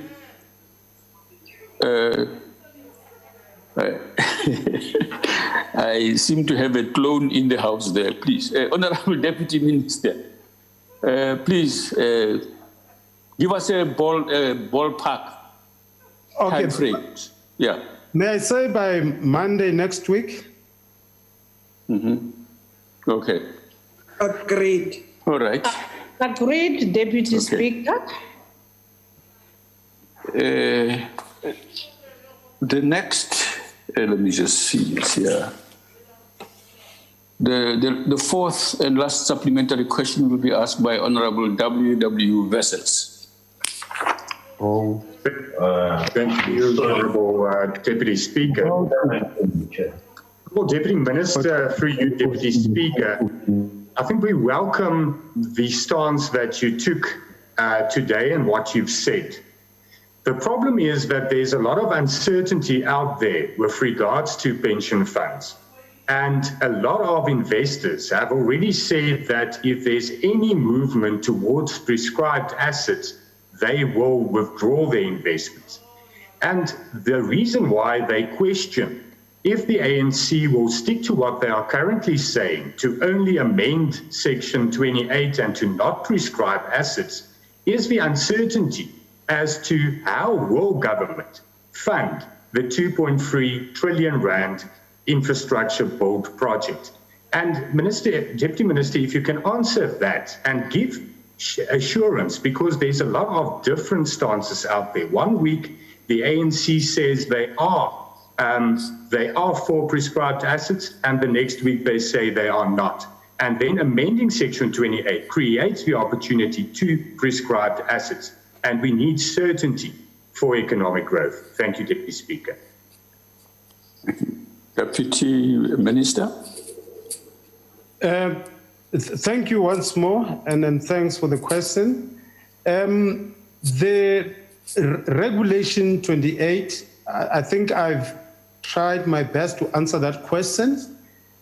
And I honestly don't want to fudge issues around the languaging on whether what we're doing is prescribed assets, is developmental assets, or is just to change that part to enable Board of Trustees to have a choice on where they think they should invest the savings. So if by now, Honorable Vessel, there's still some ambiguity, lack of clarity on what we're trying to do, I'm sure I can repeat this many a times just to make sure that there's more clarity on it. The intention exactly is what I've said earlier. Thank you, Deputy Minister. Question 58 has been asked by Honorable Shivambo to the Minister of Finance. Deputy Minister.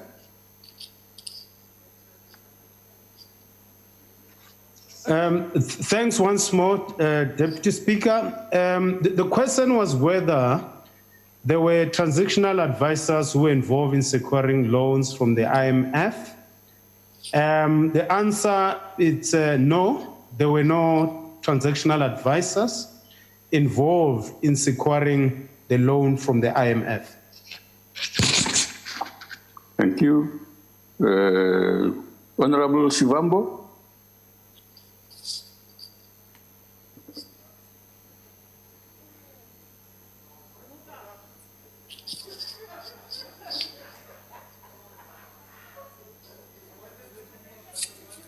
Connect on that.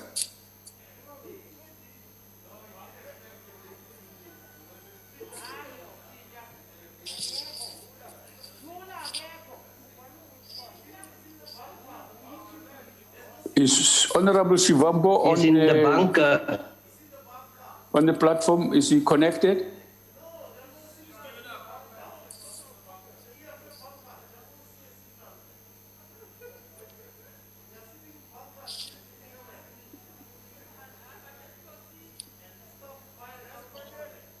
Jump in, Speaker. He's not connected. The Deputy Chief Whip in the House or on the platform, are you able to take that question, the follow-up? Honorable Mkalipi?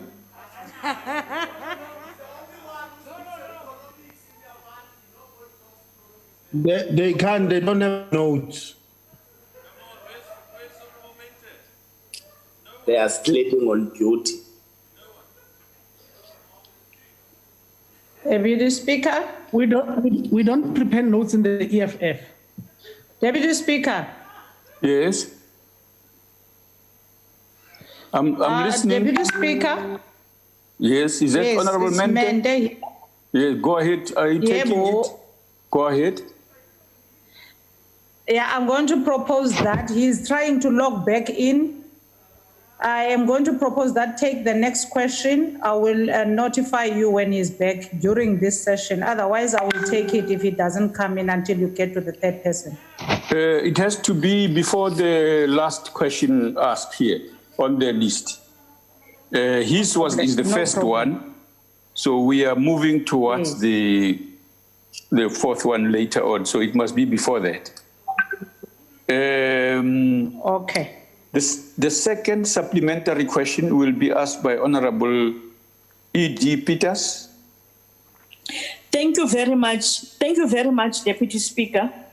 Honorable Deputy Minister, given that the National Treasury has experience in dealing with planning, procurement, and implementation of large-scale transactions, and that these include the recent negotiations with international banks, does the Asset and Liabilities Unit in the National Treasury not have the capacity to conclude such negotiations, which we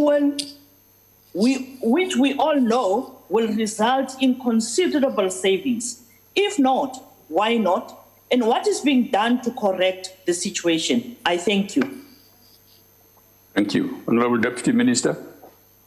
Thanks, Honorable Peters. I suppose your question flows from the previous question, and I think the previous question seemed to have been predicated on the assumption that we employ transactional advisors to get a loan from the IMF, and it is not true. And therefore, the question about the capacity of the Asset and Liability Division does not arise if the question is predicated on the idea that we went out to get transactional advisors to assist us with the securing of the IMF loan. This loan was negotiated, coordinated by National Treasury through the Asset and Liability Division. Okay. Thank you, Deputy Minister. The third supplementary question will be asked by Honorable Gigi Louis. Thank you, Deputy Speaker and Deputy Minister. Deputy Minister, one of the commitments made by the government in the letter of intent to the Executive Committee of the IMF was that the government would report regularly and publicly on the use of the loan.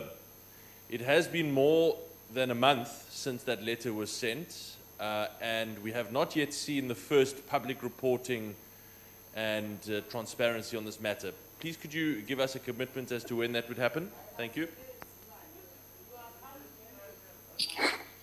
Honorable Deputy Minister. Thanks once more, Honorable Hill Lewis. We do regular reporting, firstly to Cabinet, but also the Standing Committee. If we are asked to appear and account on how we are using this fund, like I said, this money has gone to the National Revenue Fund, and it's directed towards different expenditure items within COVID. And because when that money comes, it's very difficult to separate it from, like to say that this is IMF funding. It goes into the National Revenue Fund and it gets divided accordingly. And in terms of what you've already approved as the appropriation bill that you have passed, the money is already allocated in those expenditure items. So we are on regular basis ready to come and report on how we are spending that money, including being honest, reporting honestly, as we always do our best to do so, to indicate where the wastage is, where corruption is, and have consequence management in areas where the money is not spent in line with what South Africans expect. Thank you. Before I move to the fourth supplementary, is Honorable Shivambo online? Yes, I'm here, Speaker. Deputy Speaker, I can make the follow-up question. Go ahead, Dad. No, thank you very much. Deputy Minister, the fact of the matter is that in your current budget, you are going to spend more than 200 billion servicing debt. And how do you, where's the rationality of going to borrow 100 billion when you have got 200 billion debt obligations? Because that money is just going to go straight into the debt, but you still have to pay the interest on the IMF. And if you do not pay that money within a year, there's going to be a lot of policy implications that will deal with the sovereignty of the state in terms of what happens. Where is the rationality of borrowing money when you already have got huge debt obligations? Why didn't you rather negotiate with the current lenders to the state to say that you're going to restructure that much more differently? Because what you have done is irrational, is just playing into the hands of these dangerous multinational financial institutions. Okay, thank you, Honourable Member. Deputy Speaker, Deputy Minister. You want us to swap roles? Yeah. That's on a lighter note. Okay. Honourable Shivambu, thanks for the main question and the follow-up question. I think going to IMF was the most rational thing we could have done under the circumstances. Because if you look around and want to borrow money, as someone who's borrowing that money, you want a lender who will give you the cheapest price on that money that you are borrowing. And like we reported at some point publicly and in different platforms, that this loan, we're paying 1% on it on interest, as opposed to going to certain markets in which we'll be paying 8 to 7% on interest. And I'm fully aware, we are fully aware about the fact that if the exchange rate, if the rand loses more value, we're going to pay more money on that debt, but we still think that we're borrowing it at a reasonable price. The money that we'll be paying as interest is lower if you look at the market. And this facility was meant is mainly for COVID-related activities. And we think that this was the most rational thing that government could have done under the circumstances of COVID. And we are aware of the risks, like I said, the exchange rate and its impact in increasing the debt. And it's for that reason that we've got to make sure that we pay it within 5 years. But as I said earlier, that borrowing from whoever, whether from the IMF or domestically or from wherever. Deputy Speaker. Deputy Speaker. No, Honourable with all due respect, the question is where's the rationality of borrowing money to pay debt? It's not to ask about the interest rate. Honourable Shivambu, you can't do that. You are not allowed to do that. But I'm calling a point of order. The deputy minister answered you. Is answering you. But he's not answering to the question that we have asked here. The question is, where is the rationality of borrowing money to pay debt? Honourable member, Honorable member, I've been listening to these responses here and you are out of order. It's not true that he has not answered. You will say that when he finishes. When the deputy minister finishes and you think, you can say that, but your time is finished. In fact, that is a new question. You can't have a second bite. He even comes late here. Honorable Peters, please, I don't need any of your assistance members. Take it easy and be calm a little bit. Honorable Deputy Minister, go ahead. They can't do complete this, your answer. We've indicated when we presented the budget that there's 4 or if not 3 major expenditure items that we are worried about. One is the wage bill, as well as the debt service costs, because we borrow money and we can't default on the debt that we have. We've got to pay it. And the purpose of this loan that we got from the IMF was not to service the debt as such, was to make sure that we've got PPEs, we support economic agents who would have lost their economic activities or incomes as a consequence of COVID. But by and large, we are borrowing, and unfortunately, some of it does go to debt. And it's for that reason that we really have to do all what we can to avoid debt, to avoid borrowing. And we can only do so if we grow this economy. Growing the economy is the only sustainable way of running our public finances, dealing with our unemployment.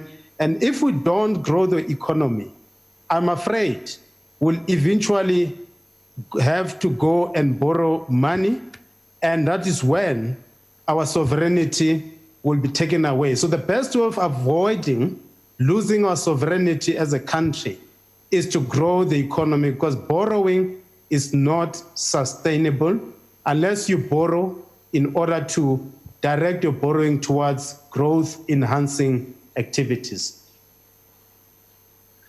Thank you. Honorable Buthelezi, I saw he's around now. He will ask the 4th and last supplementary question on this question, and then thereafter I'll hand over to Ndade Madala and Ntombela to take over from me. Honorable Buthelezi. Thank you, Deputy Speaker. My question to the Deputy Minister is that the IMF loan term included an interest rate of 1%, which, while the exchange rate fluctuates and the state of our economy remains precarious, the IMF also indicated that this loan should be handled in a transparent and accountable manner, tenants central to governance in the Republic. So where can South African public go and see the transparent and detailed information in terms of what this loan will do, the programs that it will finance and address? Thank you. Deputy Minister? Part of it is to come to Parliament, and the Parliament, its committees are open to everyone, in which we report on how we are spending on this money. And our books, by law, were forced to open them for scrutiny at any time through parliamentary questions, through coming here to account, and through various platforms for us to explain how we are utilizing this money, not only the money that we borrow, but also the money that we generate through the tax revenue. Thank you, Honorable Deputy Minister. Is Honorable Ntombela there? Yeah, I'm ready, Deputy Speaker. Go ahead, Ndati. Kuka ututsi mrenaka. Skatula ubuwe chabasu mamezi. Deputy Speaker. Question number 333 has been asked by the Honorable A.H. Mtembu to the Minister of Communications. The Honorable Minister. Thank you so much, Chairperson, and thank you to the Honorable Member that asked the question. The National Digital and Future Skills Strategy acknowledges 4 dimensions which are critical to the digital transformation and the future of work. And those 4 dimensions are effective utilization of digital technology, where tasks are high risk. The second one is effective utilization of digital technology for process and service automation, where major inefficiencies gained will benefit consumers and citizens. The third one, collaborative computing and engaging the workforce in the design of innovative digital solutions. Honorable Chairperson, to address these 4 dimensions within the context of South Africa, the strategy recommends that additive manufacturing, which incorporates 3D printing, amongst others, laser cutting, virtual and augmented realities, apps development, biotechnology, cloud computing, data analytics, and others must be focus areas for the education and training centers, as well as the skills development authorities in building the skills capacity for responding for the future of work. We have again said it is important for the SETAs to be recognized that they are at the core of responding to these digital and future skills, and it helps to drive the digital economy that we are talking about. The department is currently developing a comprehensive digital and future skills implementation program as recommended by the SAIS process, which will outline implementable actions by various stakeholders inclusive of government, business, academia, and civil society. In our strategy, we also acknowledge that due to its cross-cutting nature, successful implementation will require coordination with the key civil society organizations, particularly those who have a major interest in skills building, youth development, as well as race, gender, and disability equity. Thank you, Chairperson. Thank you, Honorable Minister. The first supplementary question will be asked by the Honorable H. Mtembu. Yes, I can. What time? In the next 20, say, the next 20 minutes. Okay, fine. So it's now 20. Honorable Mtembu. Thank you very much, Honorable House Chairperson, and thank you very much, Honorable Minister.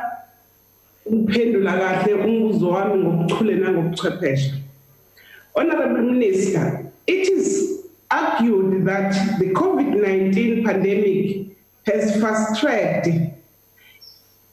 the phasing in of 4IR and advanced digitization, thus forcing us to conduct meetings from our homes using visual platforms such as this one. It is also argued that many jobs will be lost, while many other job functions and industries will change as digital technology penetrate more and more economic and social activities. In the light of the above, Honorable Minister, what are government-targeted interventions that seek to integrate all sections of society, particularly the economically marginalized communities in the new economy? Could you mention the programs of your department that are envisaged by the strategy to enhance South Africa's economic recovery in various sectors? I thank you, Honorable House Chair. Thank you, Honorable Member. Honorable Minister. Thank you, Honorable Chairperson. So what is your hello? Thank you, Mamum Tembu. And indeed, COVID has shown us flames in so much that as people are crying out there in the tech space, we say it has presented us with an opportunity of leapfrogging directly to the digital society that we seek to build. As a result, in response to the new normal, the department, through its strategy, is aligning itself with the digital skills for decent jobs for youth unemployed, and the global campaign as led by the ITU, the ILO, and of course the UNDP. We will be in the coming months rolling out some intervention programs whereby we are training about 50,000 young, unemployed, postgraduates, and matric young people throughout the country, as I said. And on top of that, we are rolling out multi-purpose centers that will therefore make available 3D printers and drones, amongst other technologies. This is all meant to say, as people can no longer wait for the post office to deliver services in terms of the times that we take, and people complain in terms of the pace when they need their parcels, the drones are here to make the intervention. Therefore, showcasing from the work that we are responsible for to say these digital technologies can really help us bridge the divide when people cannot go to the areas of service, but the technologies can come there. Of course, we are aware that COVID has also presented another opportunity to us, that we've seen South Africans having to take lots of technologies which are not produced in South Africa, not just technologies, but other materials also. Hence, we talk about reindustrializing the sector, and we do believe that by providing 3D printing that is accompanied by 3D printing skills will help our people to produce gadgets and other materials that can be produced through those technologies. That is some of the interventions. Of course, key to that is connectivity, as we've seen that people were made to be digital outcasts, not by choice, but because of the situation that they found themselves in. Cabinet has therefore prioritized the rollout of broadband to ensure that we move from providing connectivity to public buildings, but to ensuring that we provide connectivity to the premises, because we can connect the schools, we can connect the post offices, but people may not be able to go there, as COVID has shown us. We're embarking in that program, and DBSA is busy with a feasibility study to say after that, how do you connect South Africa wall to wall? And this will be an initiative that will be led by the department, but of course incorporating all stakeholders as led by the private sector to invest in the infrastructure that we want to achieve, and government to be able to create an enabling environment for the private sector and government to work together to bridge the digital divide. Thank you, Chairperson. Thank you, Honourable Minister. The second supplementary question will be asked by the Honourable P.T. van Damme. Thank you, Chairperson. I think the Minister will agree that an entity that's very important if we are indeed going to grow the digital economy and reap the benefits of the employment that it creates. So if the ICASA doesn't function, we will really struggle to reach those goals. Which brings me to my question, and I'm asking a very specific question, and I'd like very specific answers. So with regard to the appointment process to the ICASA Council, does the Minister believe that she has the final authority on those appointments? And if she thinks she has the final authority, on what legal basis does she?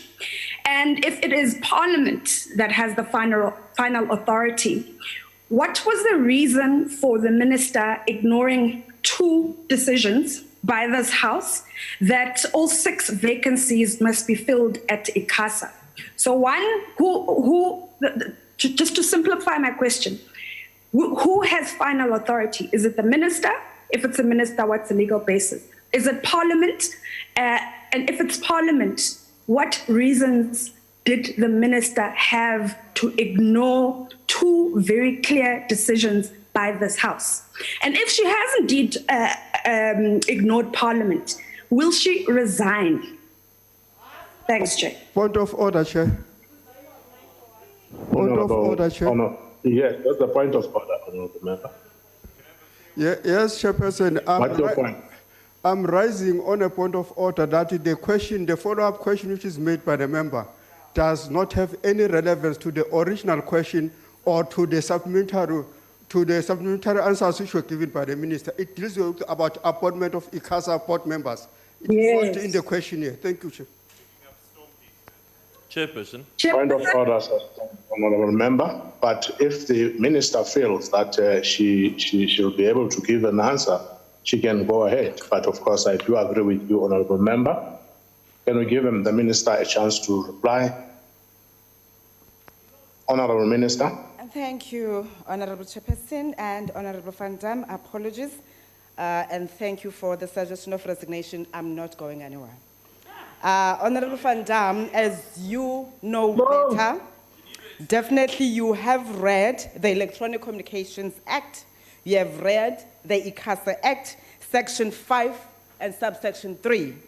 If I'm going to dwell on Section 5, Subsection 3B, Roman figure numerical 2, it clearly demands the following, that persons appointed to the councils must be persons who, when viewed collectively, possess suitable skills or qualifications, expertise and experience in the fields of, amongst others, broadcasting, electronic communications, and postal policy or operations, public policy development, electronic engineering law, information technology, content in any form, consumer protection, education, economics, finance, or any other relevant expertise or qualifications. The minister, as empowered by the law, in accordance with Section 5(1)(b) of the Act, recommended to the National Assembly persons the minister had proposed to be appointed to serve on the council, having taken into consideration the skills that are listed above, as the shareholder that presides over the authority to therefore advise Parliament that key to the skills that are required are the skills that the minister spoke to. And these are the following skills that the minister recommended as guided by the law in terms of 5(1)(b). The technical understanding of emerging technologies, a regulator that responds today. On a point of order, Chairperson, point of order. Honorable member, what's your point? I did not ask the minister to read the law. My question was very simple, and I simplified it for a good reason. I said, who has the final authority? Is it the minister or Parliament? That's the question I asked. And can she answer the question? Honorable member Van Damme. No, Angula, who has the final authority? Honorable member Van Damme, you are out of order yourself. You have posed a question to the minister, and the minister is in the midst of answering your question. Could you please stop interrupting her until it is true? If you are not happy with the answer, you will raise that thereafter, please. Can you be in order, Honorable Van Damme? We need to progress here, Honorable Member, please. Honorable Speaker. Honorable Van Damme, Honorable Minister, could you please continue? Thank you, Honorable. The reason I read the law is because it is what empowers both Parliament and myself as the member of the executive in terms of what is it that I can do and what Parliament can do. The member, having read that act, may have a clear understanding of who has the final say. Yes. That's why I read the act. I will stop reading the act, Honorable Van Damme. Please make sure that you read it so that you can respond to your question as the lawmaking person in this legislature. First time you read it. She's getting the answers through her airport. No, she has responded. Thank you, Honorable Member. Honorable Van Damme, I'm just about to mute you. Unless you behave. Remove it. She wants to Thank you, Honorable Members. Order, please. Order. The third supplementary question will be asked by the Honorable Majority. Honorable Majority. Thank you, Honorable Chairperson. The Honorable Minister, the department has a poor track record when it comes to staying on trend with developments in the digital space. We have even seen the department hold before the court to force its hand regarding the digital migration policy and broadcasters. Has the department implemented clear and strict timelines for the national digital and future skills strategy to ensure that those who live and work and are schooled in less advantaged areas are not left behind? Thank you. Thank you, Honorable Member. Honorable Minister. Thank you, Honorable Chair, and thank you to Honorable Majozi. Honorable Majority will know that the department just coordinates the work around the skills that we're talking about, the skills strategy. It is not an implementing agency. We are a department that is responsible to coordinate all efforts by government around the fourth industrial revolution. And key to that is that we put at the center human capital development, hence the response towards the National Digital Skills Strategy. Of course, Cabinet has approved the strategy and a clear implementation plan is being put there, which is why all the key stakeholders that are involved in training will have to kickstart on the process, and therefore time frames will be set, and we will come and account in this parliament after having consulted all the relevant bodies that are implementing agencies in government. Thank you so much, Honorable Chair. Thank you, Honorable Minister. There is no request for the last supplementary question. I will now recognize any other party to take a last supplementary question, either from the virtual or from the chamber. Any taker? Welcome. 1, 2, 3, gone. Thank you very much. We now move to question number 335, which has been asked by the Honorable Itape to the Minister of Agriculture, Land Reform and Rural Development. Honorable Minister. Thank you very much, Honorable Chairperson, House Chairperson. Honorable Itape, thank you for the question. For any agriculture business to succeed and be commercially viable, no matter the scale of operation, the following are important: access to land, agricultural infrastructure, production inputs and implements, water, extension services, financial services, be they grant or credit, markets, research and technology, transport logistics, safety and security for farmers and farm workers. Enabling policies and legislation across government, because as we know, agriculture is interdependent with other sectors. So some of the policies that may not lie within agriculture may have a negative impact on agricultural activity. So what do we need to do urgently in response to your question? We need to revitalize land that has been transferred through restitution and land reform, support farmers in communal areas with agricultural inputs and necessary infrastructure, rapid release of state land as announced by the President. And I think these three things will actually help us to offset the budgetary cuts that we have experienced as announced in the supplementary budget, precisely because a lot of the amount that was cut from our budget related to land acquisition. We also need to ensure that we deal with equitable access to water, and we're having conversation with the Minister of Water Affairs in the reforms that she is implementing. I think, in my view, Chairperson, we also need to have a commodity and area focus in agriculture. If one looks at the market share that black farmers in particular are having in the various commodities, is very low. On maize, as indicated in the Marketing Council study, black farmers have only got a share of about 4%. On livestock, it's better. But I think if we have this targeted approach, we'll also be able to maximize our support measures as government towards ensuring that we can indeed bring in more farmers into the sector who can directly contribute to the produce that we need in the specific areas. I also think extension services is important. Working with the provinces, we're trying to look at how we can ramp up this service because it is critical for the success of any farming operation.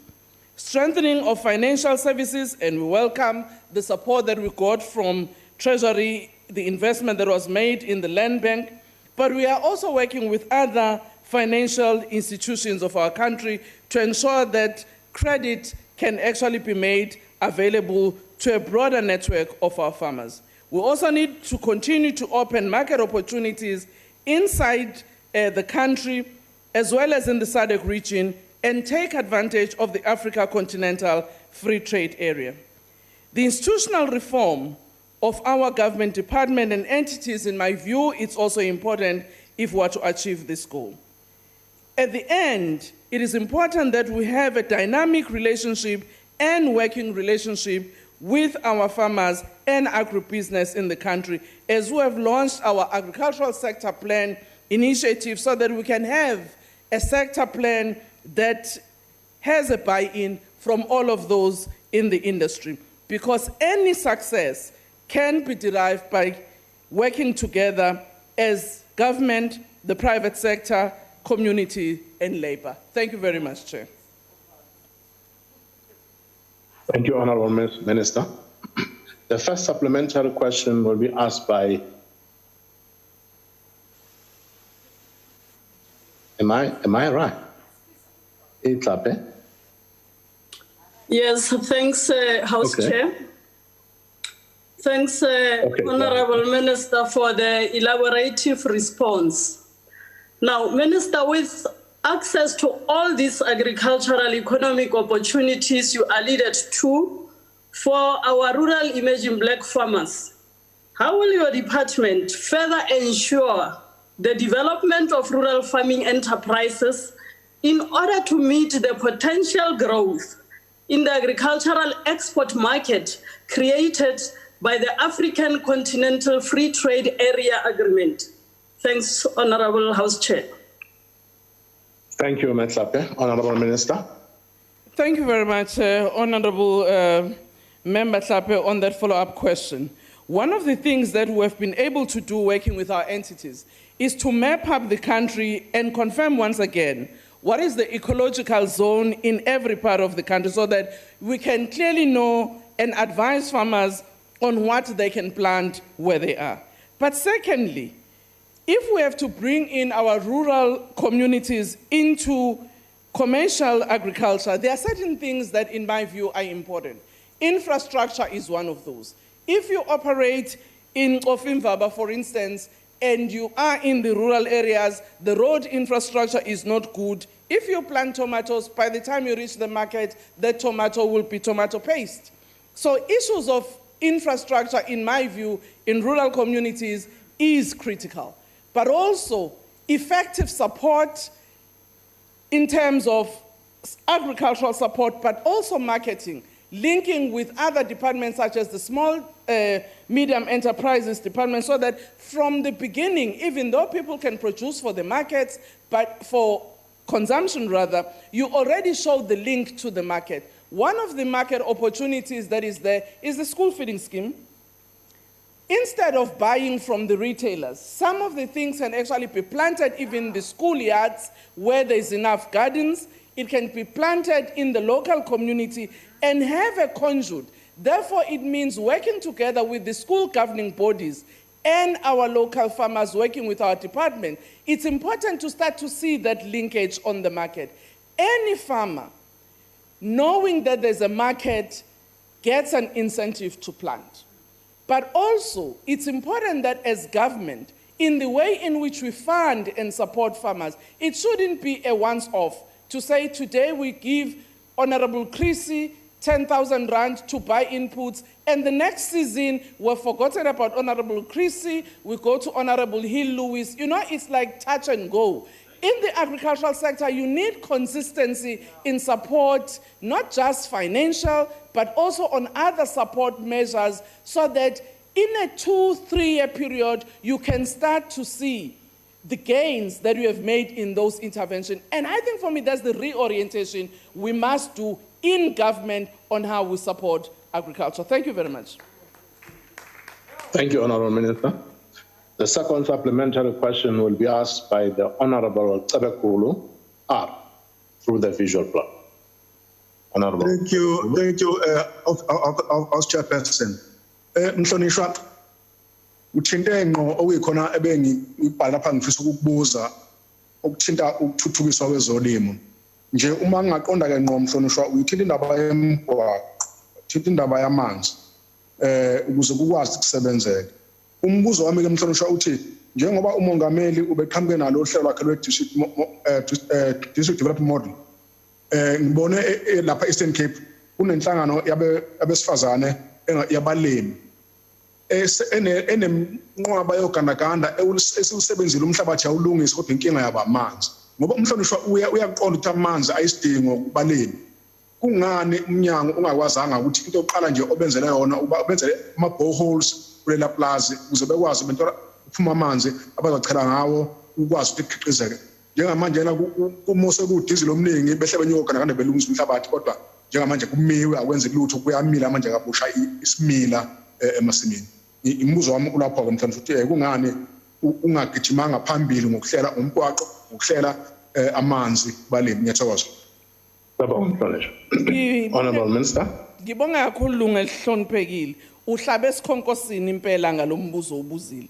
Kufanele ke kube khona ukuxhumana phakathi kwethu njengobusho nje. Lolu hlelo lokuthuthukisa izindawo zasemakhaya kanye nasemadolobheni sisebenze ngokubambisana phakathi kwezinhlaka zikahulumeni kusukela lapha kohulumeni basemakhaya kuye kusifundazwe kuye kundlunkulu kanti futhi sisebenzisana nabosozimboni njalo njalo ngoba siyazi ukuthi umshikashika wokubhekisa emuva ingcindezelo nezinhlaka zayo kuyodinga umsebenzi kanye nezandla eziningi siyakhulumisana ke thina kanye nomphakathi ikakhulukazi omasipala ukuze silekelele la singalekelela khona nathi uma khona otikana bakhona siye sixhase ekutheni amabhoholo uma sikwazi ukwenza kanye nawo ama provincial departments ka-agriculture njalo njalo ngingajabula mina nkosi yami webaba ucebekhulu uma ke ningathi manikhuluma nje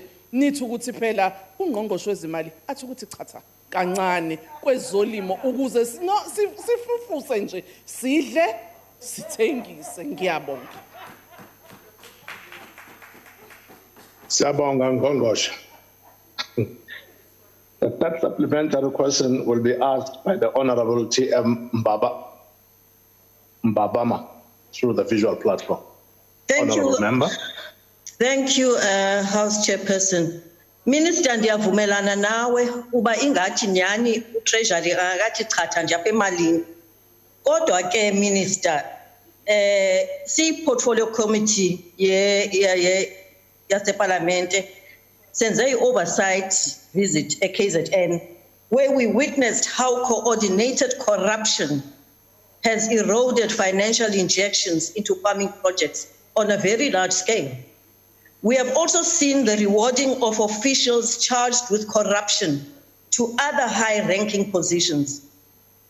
Now, Minister, given your department's mandate to assist in the building of an inclusive and growing agricultural economy in impoverished rural areas, how do you envisage mitigating the very real risk of corruption in the programs you talk about to ensure enhanced and effective investment in rural economies? Akuncedi into basifumana imali kodwa ibe ingena kohlohle sakhe. Ndicela uliphendule Minister kulo ndawo. Thank you, Honorable Member. Honorable Minister. Ndivumelana nawe lunga elihloniphekile mama uMbabama ngalokhu okushoyo ukuthi akuzunceda nto ukuba sifake imali iye kohlohle sakhe. Mhlambe maniqalise apha ndithi oluxanduva lobuqhetseba luxanduva ekumele silubheke sisonke singumphakathi kuqala emakhaya masifundisa abantwana uba awuzithatheli unganikwanga sike sifake imfundiso emiphakathini kuthi nasemasontweni nasezinhlanganweni esinazo sikhulume ngalomba singakhombane emehlweni ngoba siyazi ba omnye ukhomba omnye esweni omnye avikela iso lakhe thina ke njengohulumeni akumele sibe nobubele kubantu abadla imali yombuso okuyimali yabahlali kumele sithathe ndingathi nje masithathe izinyathelo ezinqala ukuze sibhekane nalokho. Corruption can never be tolerated. And I think we need to instill values in our society that we need to ensure that from an early child, you teach the child that this is wrong, corruption doesn't pay, crime doesn't pay. We also need to do so as some of us here are ministers of religion, also talk about these in society, because we are a church in society, not outside. So some of these values, we need to teach them, because the endemic nature of corruption is embedded in our society, and none of us can be proud about it. But we also can't just talk about it without doing something. At a government level, we need to act. The president has spoken about measures that have been taken by government to ensure that we deal with this scourge. But all of us here, you know, sometimes it pains when somebody stands and say, this is what has happened, but not give you evidence or even the name ukuthi uthoko untshontshe kwabani, ukwazi futhi ukuthi when ubizwe enkantolo ume unyanise ukuthi ndimbonile ntshontsha. Ingxaki ebakhona sifike sithethe nje sithi hayi ubani untshontshe ubani uthi ngamanye amaxesha singatsho nokuthi ubani sithi kuthiwa. Ukuthiwa ke awukwazi ukumbopha engatshongo ngegama. Kufanele siqale apha sithi xa siphakamisa sithi nanku uzibani wakabani emdansane kwa NU7 tikwazi ukukumbamba nami ndiye pha emapoliseni ndithi nanku umuntu wena undincede ngokubhala iaffidavit uba unyanisekile ngoku. Namapolisa ethu mawangathengeki, nobashushisi mabangathengeki, nonondaba mabangathetha ubuvava nabo mabame pha bathetha inyani. Sendithetha uba sonke ke luxanduva lwethu lolu akulu kahulumeni olwethu sonke singumzantsi Afrika ukuze sakhe isizwe sethu kabusha. I-transformation yayingasho nje mhlali ngaphambili uba sithetha qha ngokuthi sikhululekile ezweni, ithetha uba masilwe nezingcambu zezinto ezamosha elilizwe lasemzantsi Afrika, sakhe kabusha nezimilo. Enkosi. Siyabonga, Ngqongqoshe. The last supplementary question will be asked by the Honorable M.K. Montreal. Thank you very much, Minister. One of the propositions we have put forward is that in order to expand the reach of commercial agriculture in this country, we must establish and capitalize agricultural development nodes in each of the 9 provinces to increase the quantity and quality of agricultural production in these areas and create a number of agricultural jobs. This will break the monopoly of large farming estates and the 5 large supermarkets over our food system. Have you considered the benefit of agricultural production nodes in the country now and post-COVID-19 to ensure a more structured and systematic food production regime in the country? Thank you very much, Ndati. Thank you, Honorable Montreal. Honorable Minister. Thank you very much, Honorable House Chairperson, and thank you, Honorable Montreal. I'm very happy because in engaging with you, I'm engaging with a farmer, somebody who really knows what needs to be done. And indeed, what you are saying, I have taken it into consideration as a department, as we're presenting in the committee, in our portfolio committee, of which you are a member.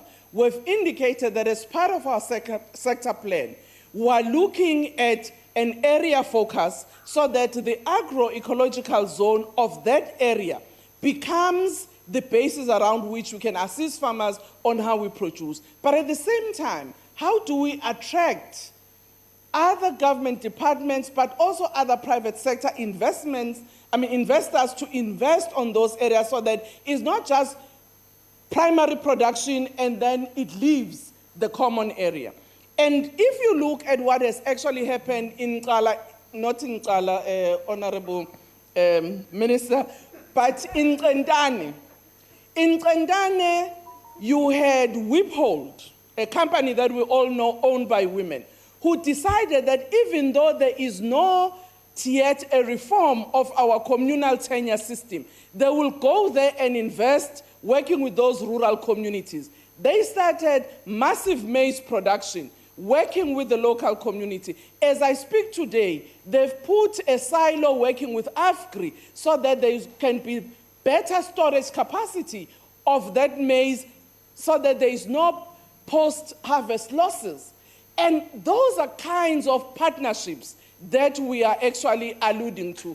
And I will actually continue to engage you, honorable member, because on this agricultural matter, I must say that I've got a partner in you as one of our young farmers. Thank you very much. Thank you very much, Honorable Minister. We now go to question number 336, which has been asked by the Honorable P. Modise to the Minister of Environmental Affairs, Forestry and Fisheries. Honorable Minister. Thank you very much, Honorable Deputy Speaker and Honorable Member. The COVID-19 pandemic has had a particular... Go ahead, Honorable Minister. I gave you a promotion. I welcome it. The COVID-19 pandemic has had a particular impact on the development of our Oceans Economy Master Plan. The following marine sectors were particularly significantly impacted on. Firstly, marine manufacturing, where under lockdown levels 5 and 4, the boat building and repairs industries could not operate. And from level 3, these subsectors did start to operate again, however, at a reduced level. Aquaculture and fisheries were also impacted on, although fisheries was defined as an essential service throughout all levels of lockdown. The closure of restaurants as well as the closure of international markets impacted heavily on these sectors. And the abalone sector in particular was unable to dispose of its products from January this year. Of course, coastal and marine tourism have also been severely affected and will only gradually recover now that domestic travel is permitted for leisure purposes once again. In order to deal with the problems, we established a regular stakeholder engagement for all the oceans economy subsectors, and these engagements particularly focused on marine manufacturing, namely ship repair, and boat and shipbuilding, as well as aquaculture and fisheries. In consultation with the industry, we have developed interventions to stabilize the oceans economy over the next 6 months and to revive and grow the subsectors over the next 18 months. Some of the interventions include, first of all, addressing challenges with ports infrastructure and available equipment for boat building and repairs, especially cranes, capstans, and other issues. We've had a number of meetings with the Department of Public Enterprises and with Transnet where we have raised these issues.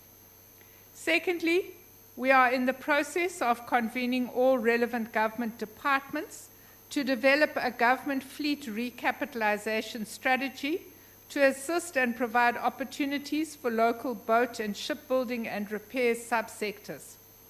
Thirdly, we're engaging the Department of Public Enterprises and Transnet to review the tariff structures as well as fees and levies in our ports. Fourthly, an agreement with the Department of Public Enterprises, Transnet and Transnet National Ports Authority to review and consider longer-term leases to ensure the return on investment by the private sector. And lastly, we have been working with our fisheries sector to explore local markets and diversification of markets for fish and fish products. We have also supported the Minister of Tourism in her quest to reopen the domestic tourism market. Thank you very much. Thank you very much, Honorable Minister. The first supplementary question will go to Honorable P. Modise.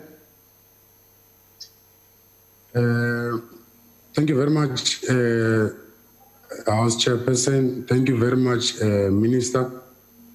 Minister, in responding to the devastating impact of the COVID-19 pandemic, the department has placed the safeguarding of existing jobs mostly within our national parks. how effective have the measures been in protecting the most vulnerable livelihoods dependent on the fisheries sector? Thank you very much, House Chair. Thank you, Honorable Member.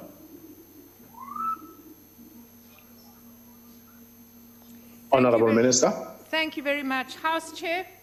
The following support measures have been provided to the small-scale and the interim relief sectors.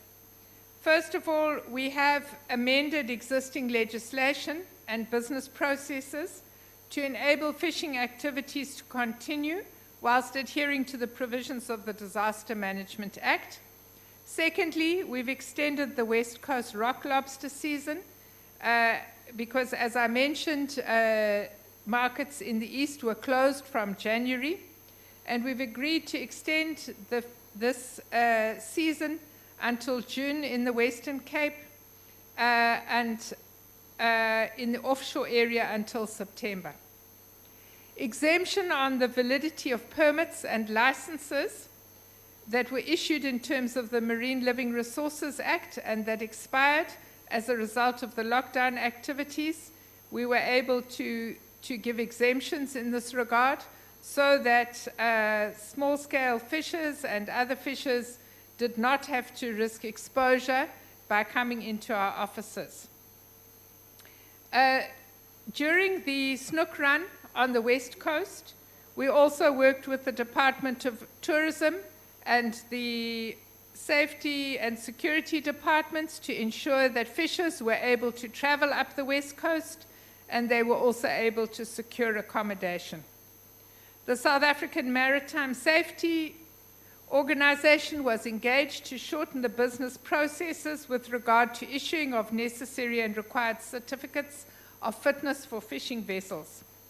Fish processing establishments were engaged and encouraged to buy fish directly from small-scale and traditional line fishers so that these small-scale fishers should have a market during the lockdown period. Municipalities, particularly on the West Coast during the snook run, were engaged to speedily issue permits to fishers, langanas and fleckers. And law enforcement agencies were engaged to assist the department en route to and back from the harbours. Honourable members, we also... Thank you very much. Thank you. Thank you, Honorable Minister. We've gone well beyond the limit.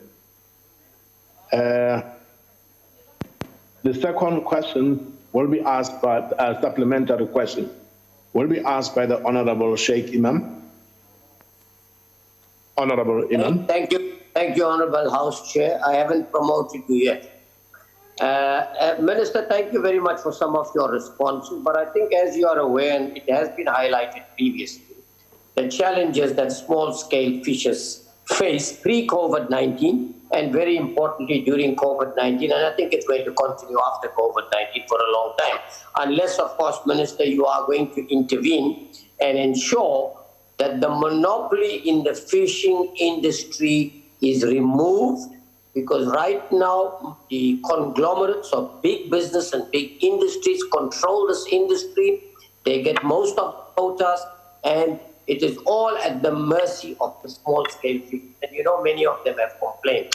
Can you tell us, given the current situation and what has happened during COVID-19, what additional measures are you going to put in place to ensure that these small-scale fishers are capacitated, given the necessary resources, so that they too can become a major player in the fishing industry, particularly in the Western Cape, where a lot of them are being marginalized? Thank you very much, Honourable Member. Honourable Minister.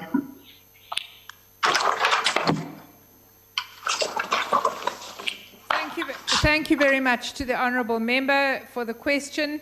I think that the issue that he raises is extremely important and goes right to the heart of questions relating to the transformation of the fisheries sector. In terms of the FRAP 2021 process, we will shortly gazette for public comment the percentage split between the commercial and small-scale fishing sectors for the following fisheries: hake handline, traditional linefish, white mussels, oysters, and squid. I think that this is a very important innovation that we will be putting out for public comment, because what it does do is to recognize the fact that many of these small-scale fishers have historically been separated from some of the key fishing resources. I think what's also important to say to the honourable member is, as members of the Portfolio Committee are aware, that we have set up a partnership with the Department of Small Business Development, because we recognize that small fishers, like many other small enterprises, require consistent support, and we believe that the Department of Small Enterprises is in a position to provide this. All right. Thank you very much, Honourable Minister. The time allocated for the questions has expired. Outstanding replies received will be printed in Hansard. That concludes the business for the day, honourable members. The House is adjourned. No, but Chairperson, this question has The House is adjourned. The House is Long adjourned. live the chair. Long live. Long live the chair. waited for this. Long live Mamuroto. Long live Mam Toko Titiza. Long live. Long live.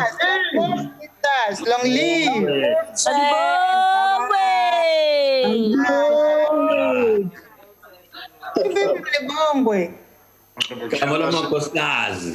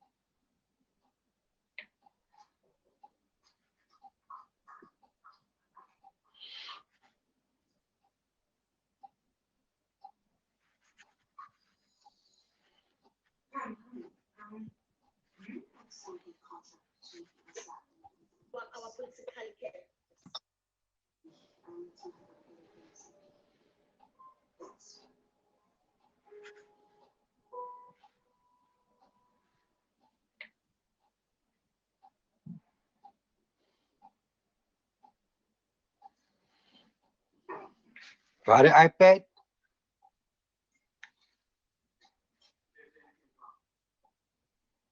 Waar is die iPad?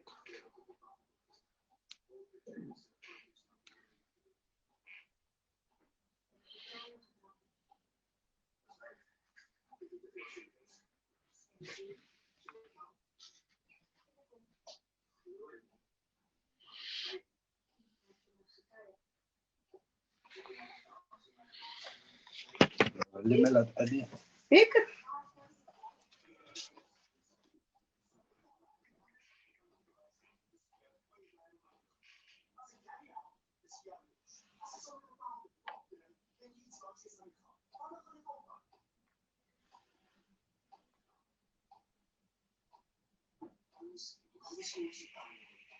Evening, honorable members.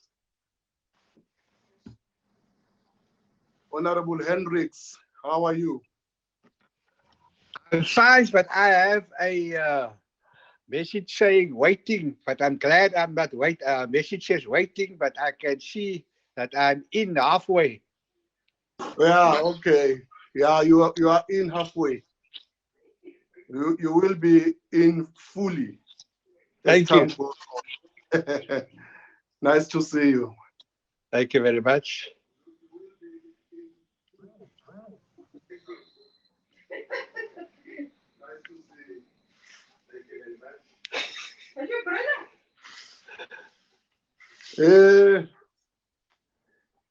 Honorable Beckman, how are you?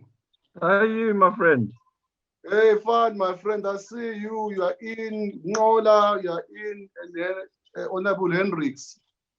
But the nice thing is that in the last meeting, I was not part of your heated debate. Why not? Decided to keep quiet. Man, how are you, my friend? All right, then you, brother. Don't because try because I was scared of all of you. Of the imperial forces. Yeah. No, Yes, don't try to come between myself and Beckman. Beckman is my friend. You're my brother, man. You come a long way. You're my brother. That was a nice meeting. I enjoyed it. Yeah. The meeting is a meeting, you know. Yeah, man, it's enjoyable. As long as we can go out, and be friends afterwards, that's all. Yeah. Agreed. We shake hands and we smile. That's it. Nothing personal. No. Just a debate. That's it. Yeah. That's it. Where is that one of Muela? I don't know. Muela is not here. That one is sleeping on duty. Msane, how are you, Msane? Msane, unmute your mic.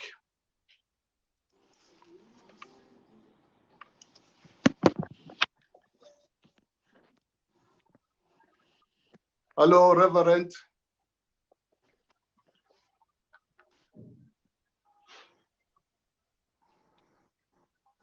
Hello, sir. How are you, Reverend? Well, I'm battling, I'm on my phone now. My laptop is on strike, I think. Oh, okay. It's a on load shedding. Yeah, it's on load shedding. Okay. I'm sure you have prayed for this meeting that peace will prevail today. Well, there's always peace here. There's always peace, unless if you become naughty when I'm not here. No. Yeah. Nice to see you, Reverend. Thank you. Nice to see you too, sir. Okay.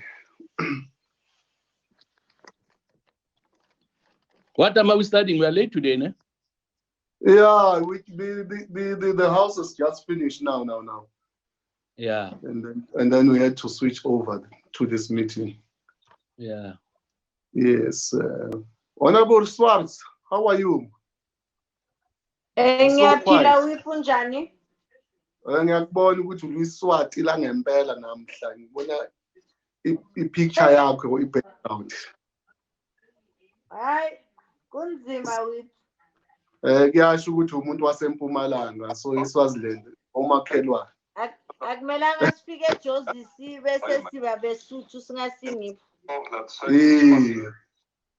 Ake no kuhle ukubona sisi. Siyabonga wethu.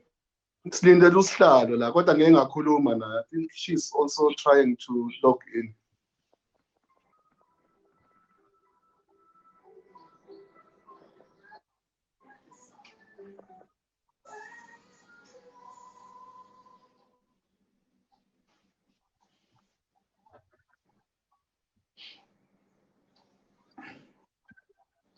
Baba Madlala no Lineu. Ninjani? I am well, Honorable Whip. I don't know about Madlala. Yeah. No, you should be okay. Each job is a job. A job is a job. Yeah. Yeah, no complaints. You comply and complain later. No, nice to see you. Thank you. Both of you, yeah. We've not been seeing each other for quite some time, physically.